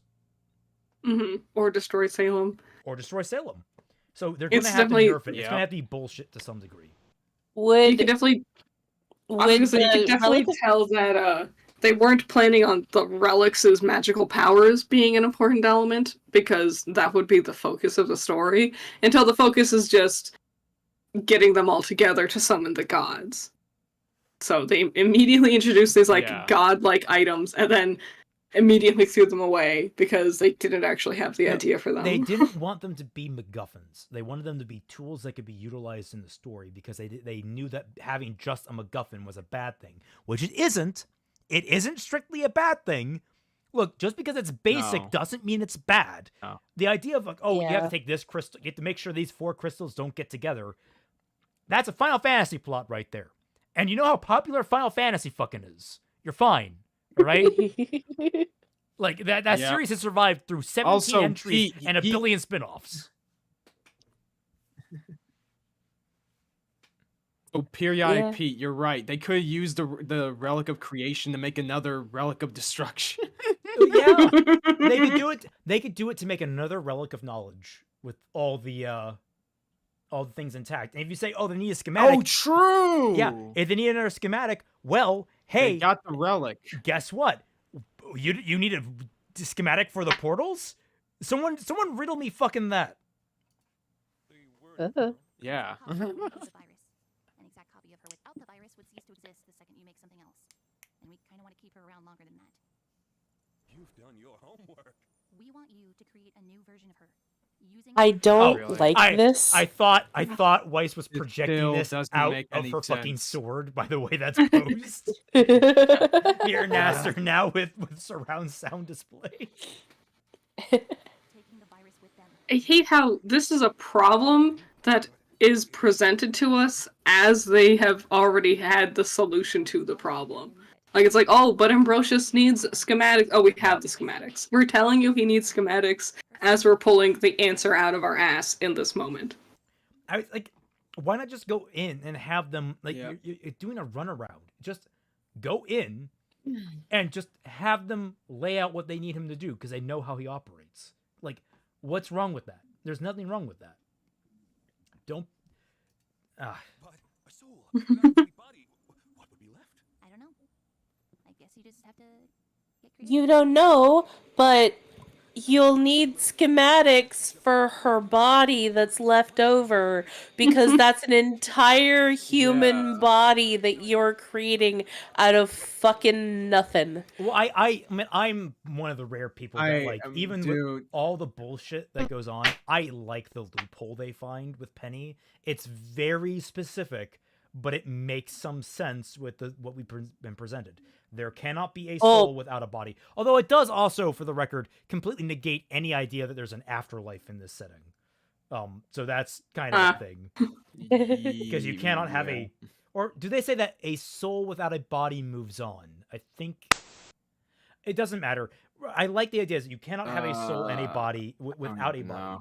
So the idea that, all right, we put everything of Penny into this robotic shell, and what's left over is just the soul outside of the body. And it's like, well, we can't have that. We can't. That's physically impossible. So somehow, like, it's gaming the system through a technicality, which I really like. I think that that's I like the way too idea bullshit for of me. that, but Like just not the way they the did fact it. that they don't have a replacement body for her should mean that they can't separate her soul from the body without being able to put the soul into something else. But they don't have the something else because it needs to be created. My thing is, the soul can't exist without the body. Ambrosius, you can do whatever you want to make her new body. And his idea is to make the same exact thing, but with feet now. And it's like, that's not creativity, really? You just copied the same idea. Also, base direct art of Virus Penny. Oh, nice. Yeah, Penny is a maverick. Having the Maverick Virus, but yeah, I've been trying to wrap my head around this shit for ages, and the more I think about it, the less sense it makes, but whatever. Also, Space says, why did they make her human in the first place, not another robot body? Because the Kool-Aid Man is red. That's why. Deal with it. Because Pinocchio becomes a real boy, and we need to just copy that exactly. the problem is that the reason why he becomes a real boy is because he learned what it meant to be human.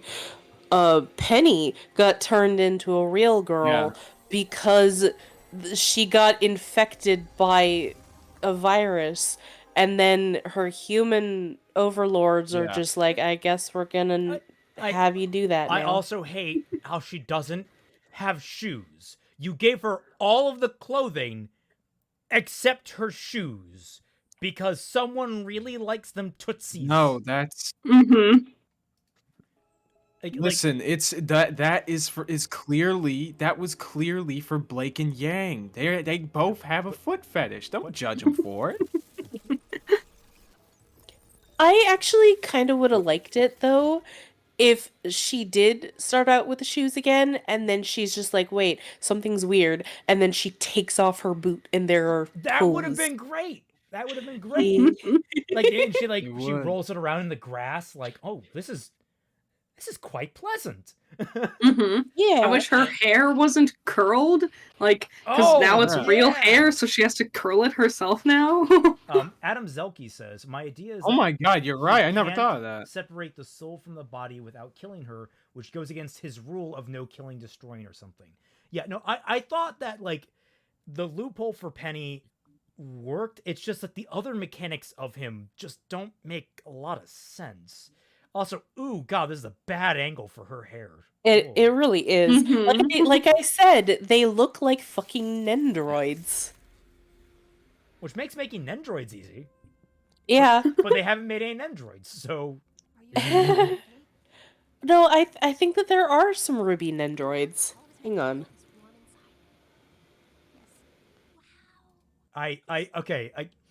For all the shit I give, I love this, where she's like, are hugs always so warm? And it's like, no, it's great. It's really fucking cute. And then they rush by it. But it's fine. Yeah, no, I was correct. There are RWBY Nendroids, and there is a RWBY Nendroid for Ice Queendom as well. Wow. I'll just need coordinates and specs for each door and explanation for bending space time to account for the much greater traffic on one side and the single point of exit on the other. Okay, that's about what we expected. So, we need to funnel everybody through a central location first. You're going to have to tell me more about this central location first. Wait, that's what you expected. Why did you... Ah, god damn it. Fucking oh no, a problem. Never mind. Speed runs through it. Adam Zelke, Penny immediately stubs her toe. I don't like this anymore. Yeah. I was gonna say, one of my favorite things, and one of the things I'm tempted to do if we do go down the route of Human Penny, because that's everything's on the fucking table and everything's off the fucking table and fixing. The idea is that Penny is suddenly disconnected from her database. Like, she no longer has rapid access memory. She has to remember like a normal human, and she's starting to fucking struggle that she can't do like precise calculations anymore. Like, how would a person who was a robot suddenly deal with being unable to like actually do anything mathematical on a split second anymore? Yeah, making a character who is a robot suddenly human has so much potential, and the fact that RWBY doesn't do anything interesting with it is so disappointing. Like, she punches Cinder, and she doesn't go, ow, Because now she has feelings. She gets blasted by Cinder, and she's not like, oh, is this what pain is? Yeah. Yeah. They could have done a lot of really fun and interesting things with Human Penny, but they just didn't. Like even if they were like really proud of the fact that they were able to model her feet and all of that, they could have put that into the character and be like, "Oh my gosh, I have toes now." And then she just never wants to put her shoes back on because, "Oh my god, look at them. Mm-hmm. I can feel things with the bottom of my feet." It's just Also, the you gotta idea love of how that much creates so many Bumblebee there's been. possibilities. Yeah. Oh yeah, we totally. This transhumanistic nonsense is exactly what makes Bumblebee such a great ship. Absolutely. Get your Yeah. ninjutsu out of here. Legitimately, I'd just be Impervious. like, if I were him, I was like, okay, so do you know how to create an interdimensional portal? No? Okay, then. You were quite thorough. Disappointingly so. Yep. So, it's done. Yeah. Oh, one more thing. Oh, and one last point of clarification about this. Yeah. Don't fall. Definitely do. Do not fall. Okay, so I mean, I was like, so you put handrails in, right? Eh. You put handrails in, didn't you? You didn't specify Yeah, that exactly. he needed handrails, so he didn't build handrails because he is dumb like that. We did it. We did it. God, we're getting down to like the last 4 minutes. All of us. I honestly expected this to be the majority of the video. Yeah. Them and the astral dimensional teleportals. Also, here's the thing that annoys me. They can't go back in through the vacuum portal, but they can go out through these portals. Yeah. What the fuck? Why? Yeah, and they never specified that either. Oh my god. Oh, no. I hate it. I hate it.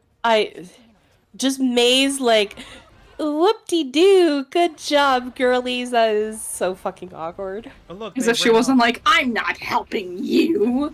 The last time they saw her. Yeah. Your little friend Oscar was right. Hi, asshole. Oh yeah, you exist. I forgot about you.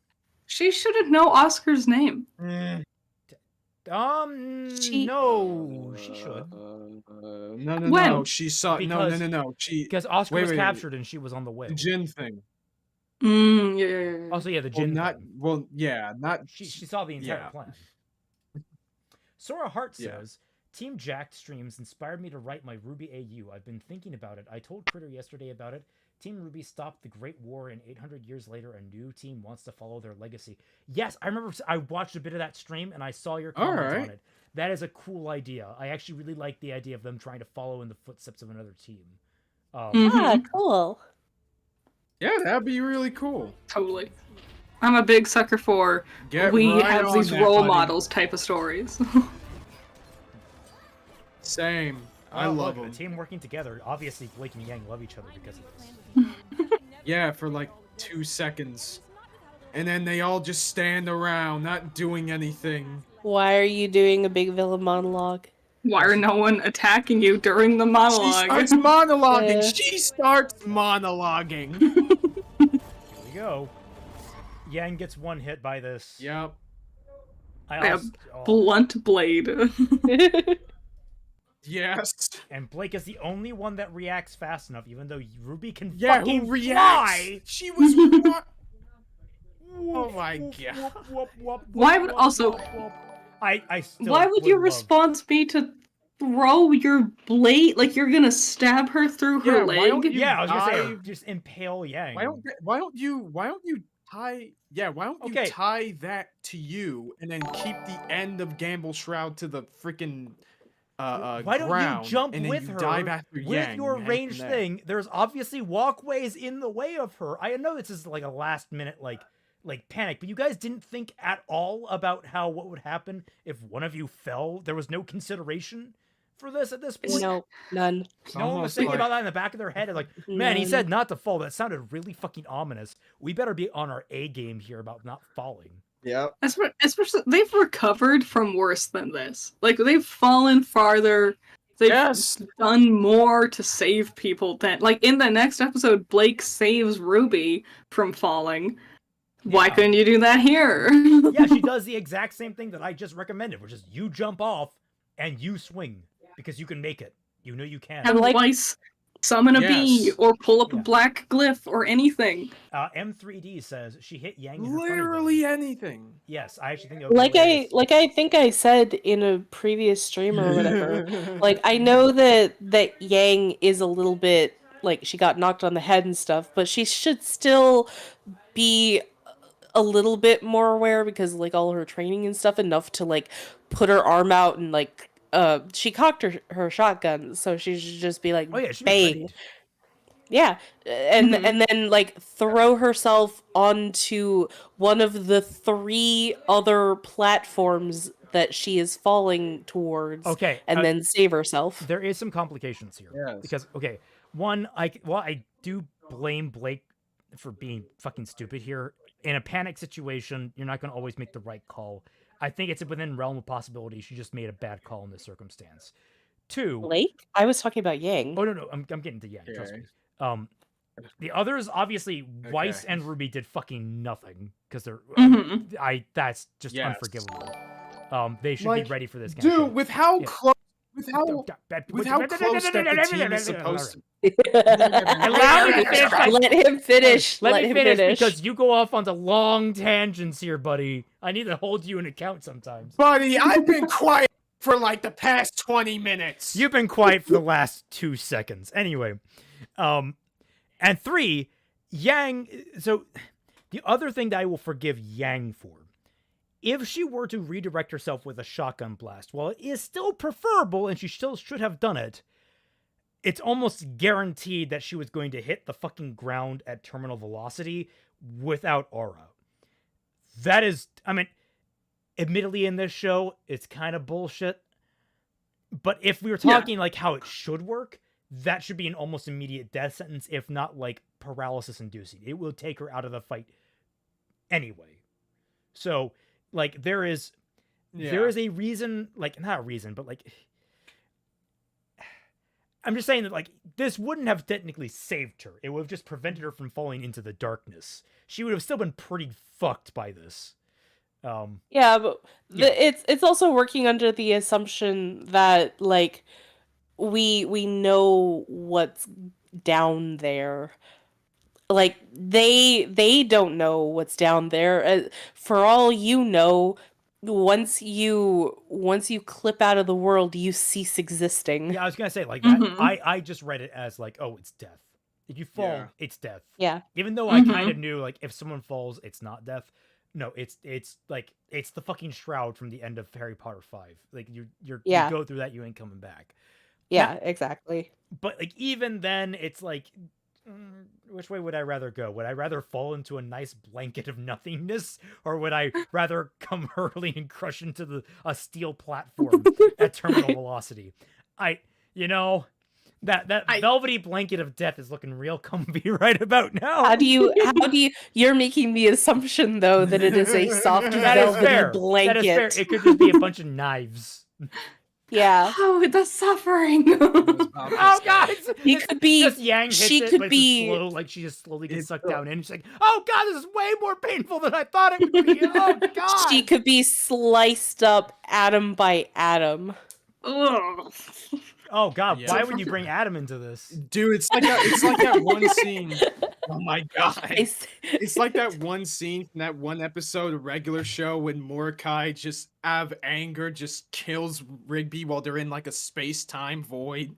And you just see all of his freaking viscera just get atomized out of existence. Teddy Bear Paladin says, Teddy Bear takeaway. Team RWBY is awful at planning, which was obvious the moment they evacuated a city-state to a desert full of monsters. Yes. Yes.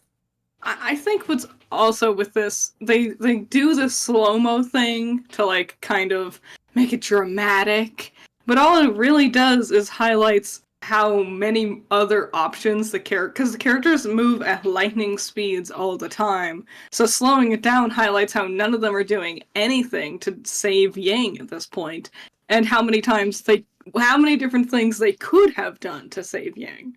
Yep.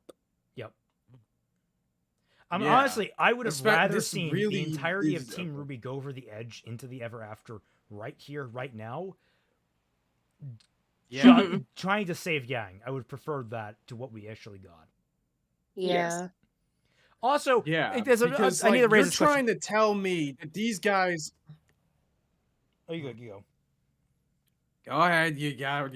Okay, I was going to say that, like, you mean to tell me that this whole thing is about, like, all throughout this entire show, especially these past 2 volumes, Team RWBY are supposed to be the most, like, empathetic about each other's needs and the most freaking, gung-ho about having each other as a found family, and yet all of them don't immediately jump down in order to save one of their freaking friends. Like, what? Yeah. But I do need to raise the immediate thing that comes to mind about this.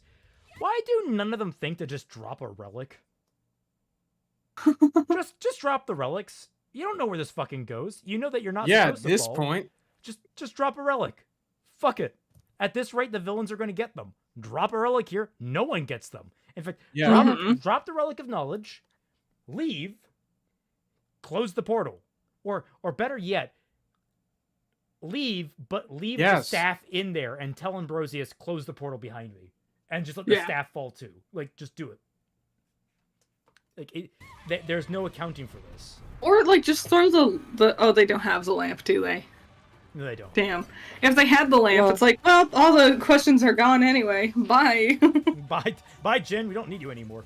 But yeah, so we get, I mean, honestly, some okay crying and some good anger on Blake. Like, I actually, that girl's gonna kill. Like, this is good emotion out of her for what happens with Yang, for being like, oh, you killed my fucking girlfriend, even though she's not my girlfriend yet. The problem is, RWBY and Weiss don't get those emotions. Yes. This is where the biggest issue with Bumblebee in this scene, other than, like, there's no problem with it. Like, other than the stuff that we've already addressed with the build-up into Bumblebee, there's actually no necessary problem here with Blake and Yang themselves. It's about how their moment comes at the expense of Weiss and RWBY. Yes. And Penny. Penny, too, was there. True. Has Penny ever interacted with Yang? No. No. Oh. She hugged her once when she became human. That was it. Jake the surgeon says, how did Penny hear all the other people screaming if she's human? You see, well, shut up. These nuts, that's how. Her semblance is super hearing the script. Oh my god! She's the script whisperer.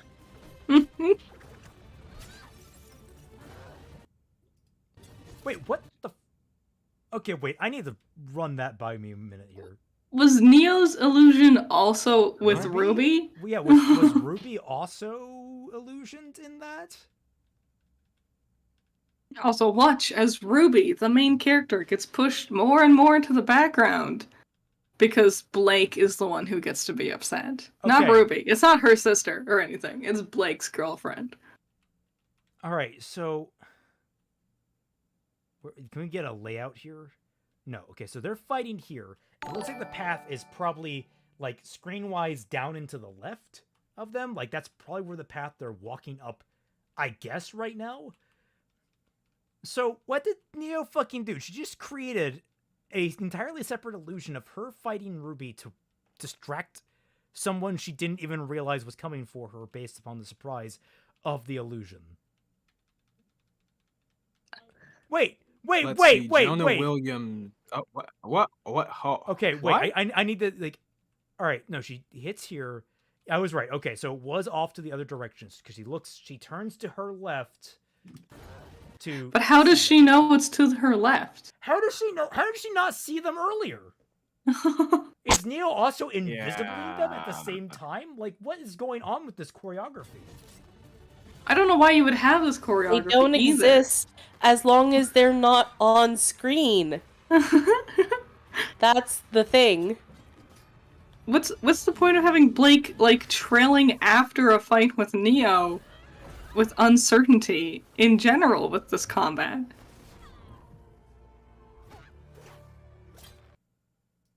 You see, she had plenty of time to catch RWBY there. Just pointing that out.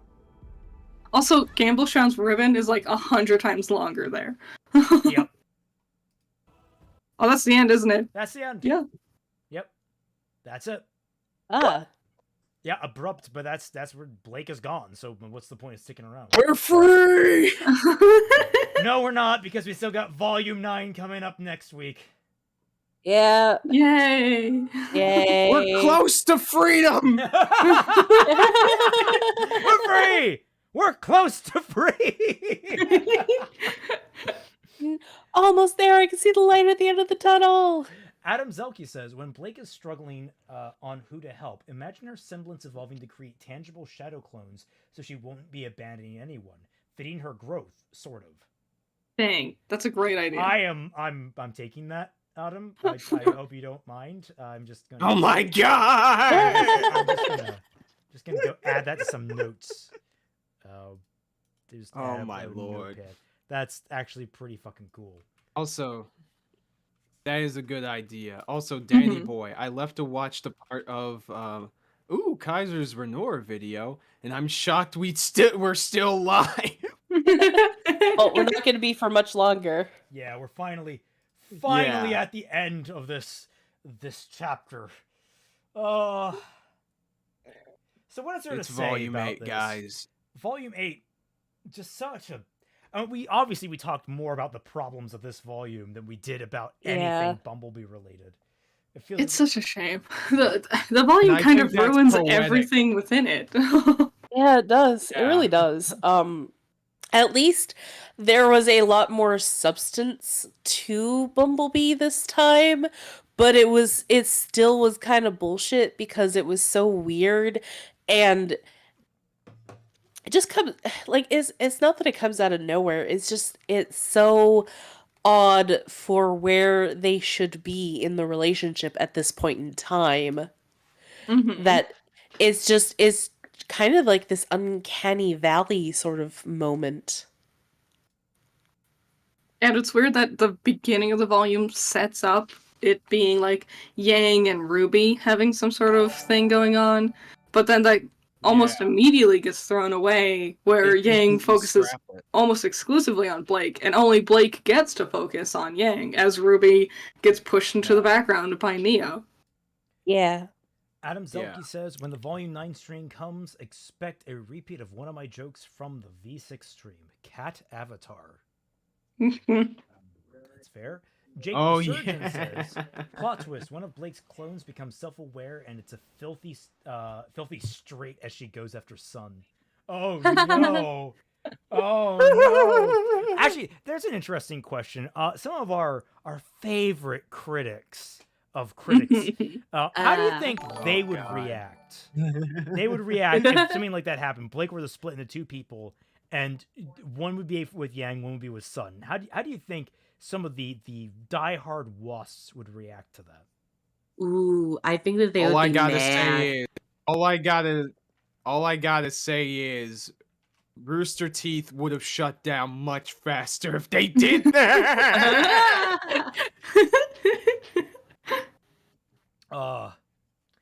Okay, well, I'm going to swap over to the overlay so that I can show it. Wrong Discord, come on. Properly. And I gotta be right back. All right, well, while you do that, going to do this, and I'm going to pull up from the fan art that we've gotten. Yeah, not nearly as many as usual, because we were talking about, like, heavier topics and less goofy things. So first of all, here is Twilight's birthday. Happy birthday. I love how the egg is wearing the goggles. It's super cute. The winky face is great. Penny as the cupcake. Who wants to die? Somebody kill me. So adorable. I bet it'd be carrot cake flavored. Oh my god. Or red velvet cake. Ooh, that'd be good. Mm. As long as it's not ketchup. And finally, we have Villainous Penny, like with the hacking. Don't worry, Ruby. I'm fine. God. Not a lot of villain Penny fan art either. I want more of that. I kind of dig her as a villain. That's really I thought there creepy. was a lot. Honestly, Oh, Fallen sorry. Penny is like an I said that. I thought there was a lot of. Maybe I just haven't seen them. Also, Kaiser, your avatar is down right now.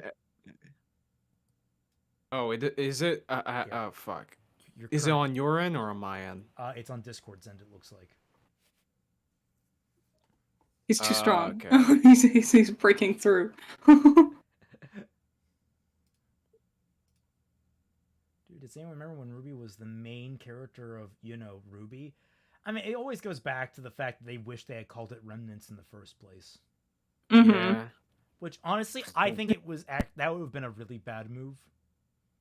I think Ruby is such an interesting name, such a unique spelling, and it immediately gets like why is there a W in here? Like there is something to that kind of weirdness to it, and the whole naming scheme. There's something that just attracts the rustles the jimmies in the brain, or gets the jimmies tingling. I can't remember what the analogy is anymore. Rustling my jimmies. It's not quite rustling and jimmies. It's just getting Grinds your gears. No. It's opposite of that. It's just getting my brain going, like that kind of thing. But Getting the juices flowing. That Remnants greases the wheels. Remnants doesn't sound like it's a good, like, even all that comprehensive name of this story. No. Mm-hmm. Yeah. It also sounds like an anthology series if it's called Remnants. It does. Yeah, it does. Sounds like the story from like a post-apocalyptic zombie universe or something. Yeah. It's also like just longer. You get like nice condensed RWBY. It's like bam, right there, boom, 4 letters. Mm-hmm. Yep. And it doesn't even give you that much of like, it gives you a wrong impression of what the show is about, because it's sort of weird that like, yeah, the problem is that like the show doesn't allow the main characters to be the main characters, but the main characters are still being followed as if they were. So it's like, even if you change it to Remnants, it wouldn't really get rid of that problem, really, you know? It would be fine for a spin-off series or something, though. Oh, I mean, there's a reason why RWBY Remnants is a thing that Saito is doing. It's not a bad idea. Jonah Williams asks, since the question was proposed earlier about characters representing something for the series, are any of RWBY's characters supposed to be represent something in particular?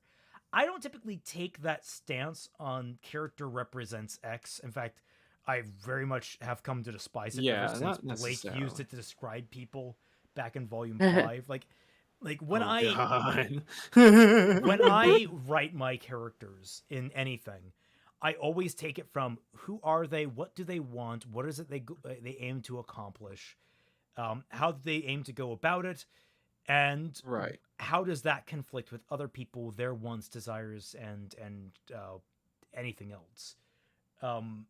So I don't if like, they end up representing something, it's more that they have different arcs that represent different things that you can find meaning in. The entire idea is like the arcs explore different elements, and I, again, because of my own type of writing, I don't typically like citing on it means this. It's more like asking you a question of what do you think means this.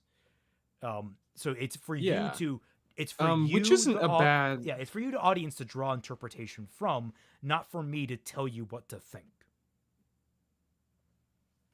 Yeah, which isn't a bad route to go. I mean, like, not every story is like Naruto, where like every major main character and antagonist represents a different facet of a specific idea or ideology or whatever the fuck.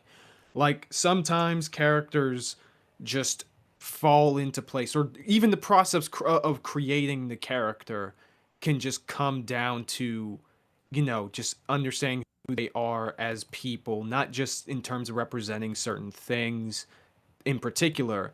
Like, I feel like that's just the result of the process rather than like the main focus of it, at least depending on the story anyways.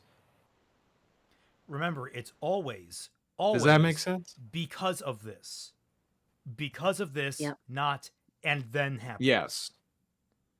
You gotta avoid the and then Yeah, writing. Because, absolutely. That's how you, like, if you're trying to be like, oh, I want to do this thing where I want to show what I think is the definitive version of love. And it's like, you're really watering down the concept of love.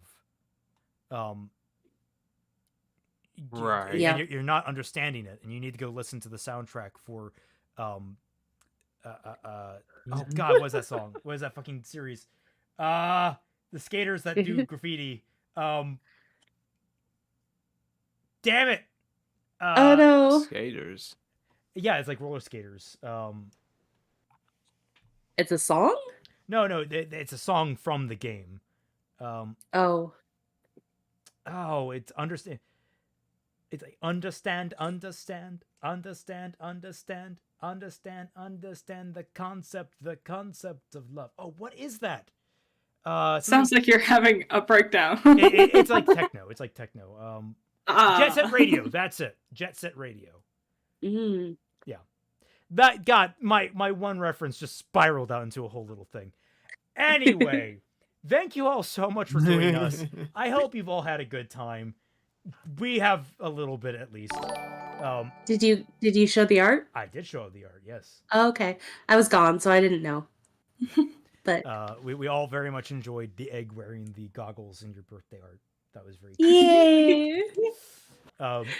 It was so cute. We talked about how there's not enough Penny being evil representation. So Yeah. that's on you, not Twi. Oh, yeah. Yeah, because my Penny works with Roman in Fractured Fairy Tales. Yeah. Yes. Good. Oh, Nice. Interesting. Azur Moon asks, if you had to pick a conflict to focus on with Blake and Yang during Volume 7 to 8, what would you be interested in? You know what? I'm gonna do it. No spoiler questions. We have ideas. Wow. Wow. Look at Raymond going all corporate on us. You'll see it. You'll see it when we get around to Volume 7. But yeah, with all that said, does anyone have anything they want to foist off onto the audience? No. I just got back from a vacation, so I have nothing for anybody. I am very behind. Please help. Well, I got one thing. The big Lily Orchard doesn't understand Mary Sue's video featuring Periodic Pete is coming along really good. I'm halfway finished with it. The other half should be done either this week or next week. So I hope all of you guys, stick around and, pull on the notifications on my channel if you're subscribed to it in order to tune in when I release the video, at least by the end of this month. It's coming along really well. Me and Pete spent a lot of time working on it. It's doing really good, so I hope you stick around. And remember, Ruby's bad. I mean, sorry. Well, yeah, fuck it. Ruby's bad, okay? No, Ruby is bad, okay? This Friday, episode 2 of my Ever After High Neverland series comes out. There's a bunch of voice actors helping me with it. It's very fun. I'm very happy with how it's turned out. That happens this Friday, and then I'll make a schedule because I had to change things around, but I'll be streaming on my channel on Sunday and Monday, and maybe Wednesday. I'll make a schedule. I'll figure it out. But that's what I got going on. right. And also this Friday, my next short story comes out, which is The Blade of Cattell, which, of all the short stories, I believe was Twilight's favorite.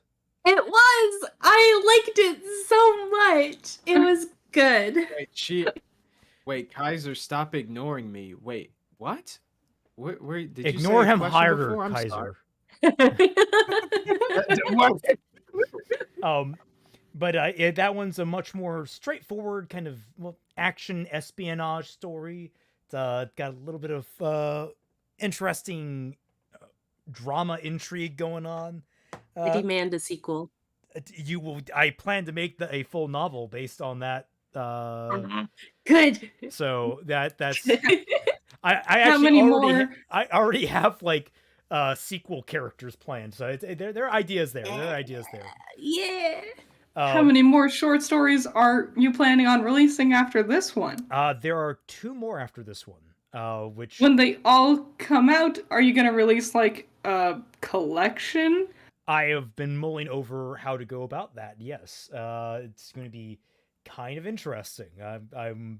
I might include more than just the short stories in there. We're talking even. There are like 2 other short stories that I wrote that were more like. They're more like just documents in the setting. So one was actually like a gospel, and one was a sort of a museum pamphlet that I wrote for the setting. I might include those as well. We'll have to see if I can refine them to a point that I find that they're enjoyable, because the reason they didn't come out with this collection is just because I didn't find them and other people didn't as well. I didn't find them very engaging. Wasn't one of them like a Bible tome? Yeah, like I said, it was a gospel. Yeah. Gospel. Okay. Do you think that anthology collection thing might be out before the end of the month or sometime early April? No, it would not. Why? Because I wanted it for my birthday. Wait, your birthday's in April. It's late March. Oh, I'm an Aries. Aries, fist bump. Yay! I'm just sitting here as a Leo. I remember liking the pamphlet one, because that one was very, up my alley as a fucking nerd. But yeah, the gospel one was very hard to understand. Not very shocking considering it's me, but Yeah, I've been mulling over how to retool that, because like I love the idea of just making an actual gospel that characters can reference. But if anyone's read the Bible, like I have, at least I read a good chunk of the Bible.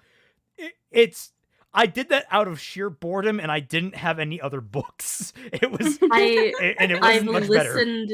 I've listened to other people read the Bible and riff on it, if that counts. All right. Well, thank you all so much for joining. I hope you all had a great time, and we'll catch you all on the flip side. Bye!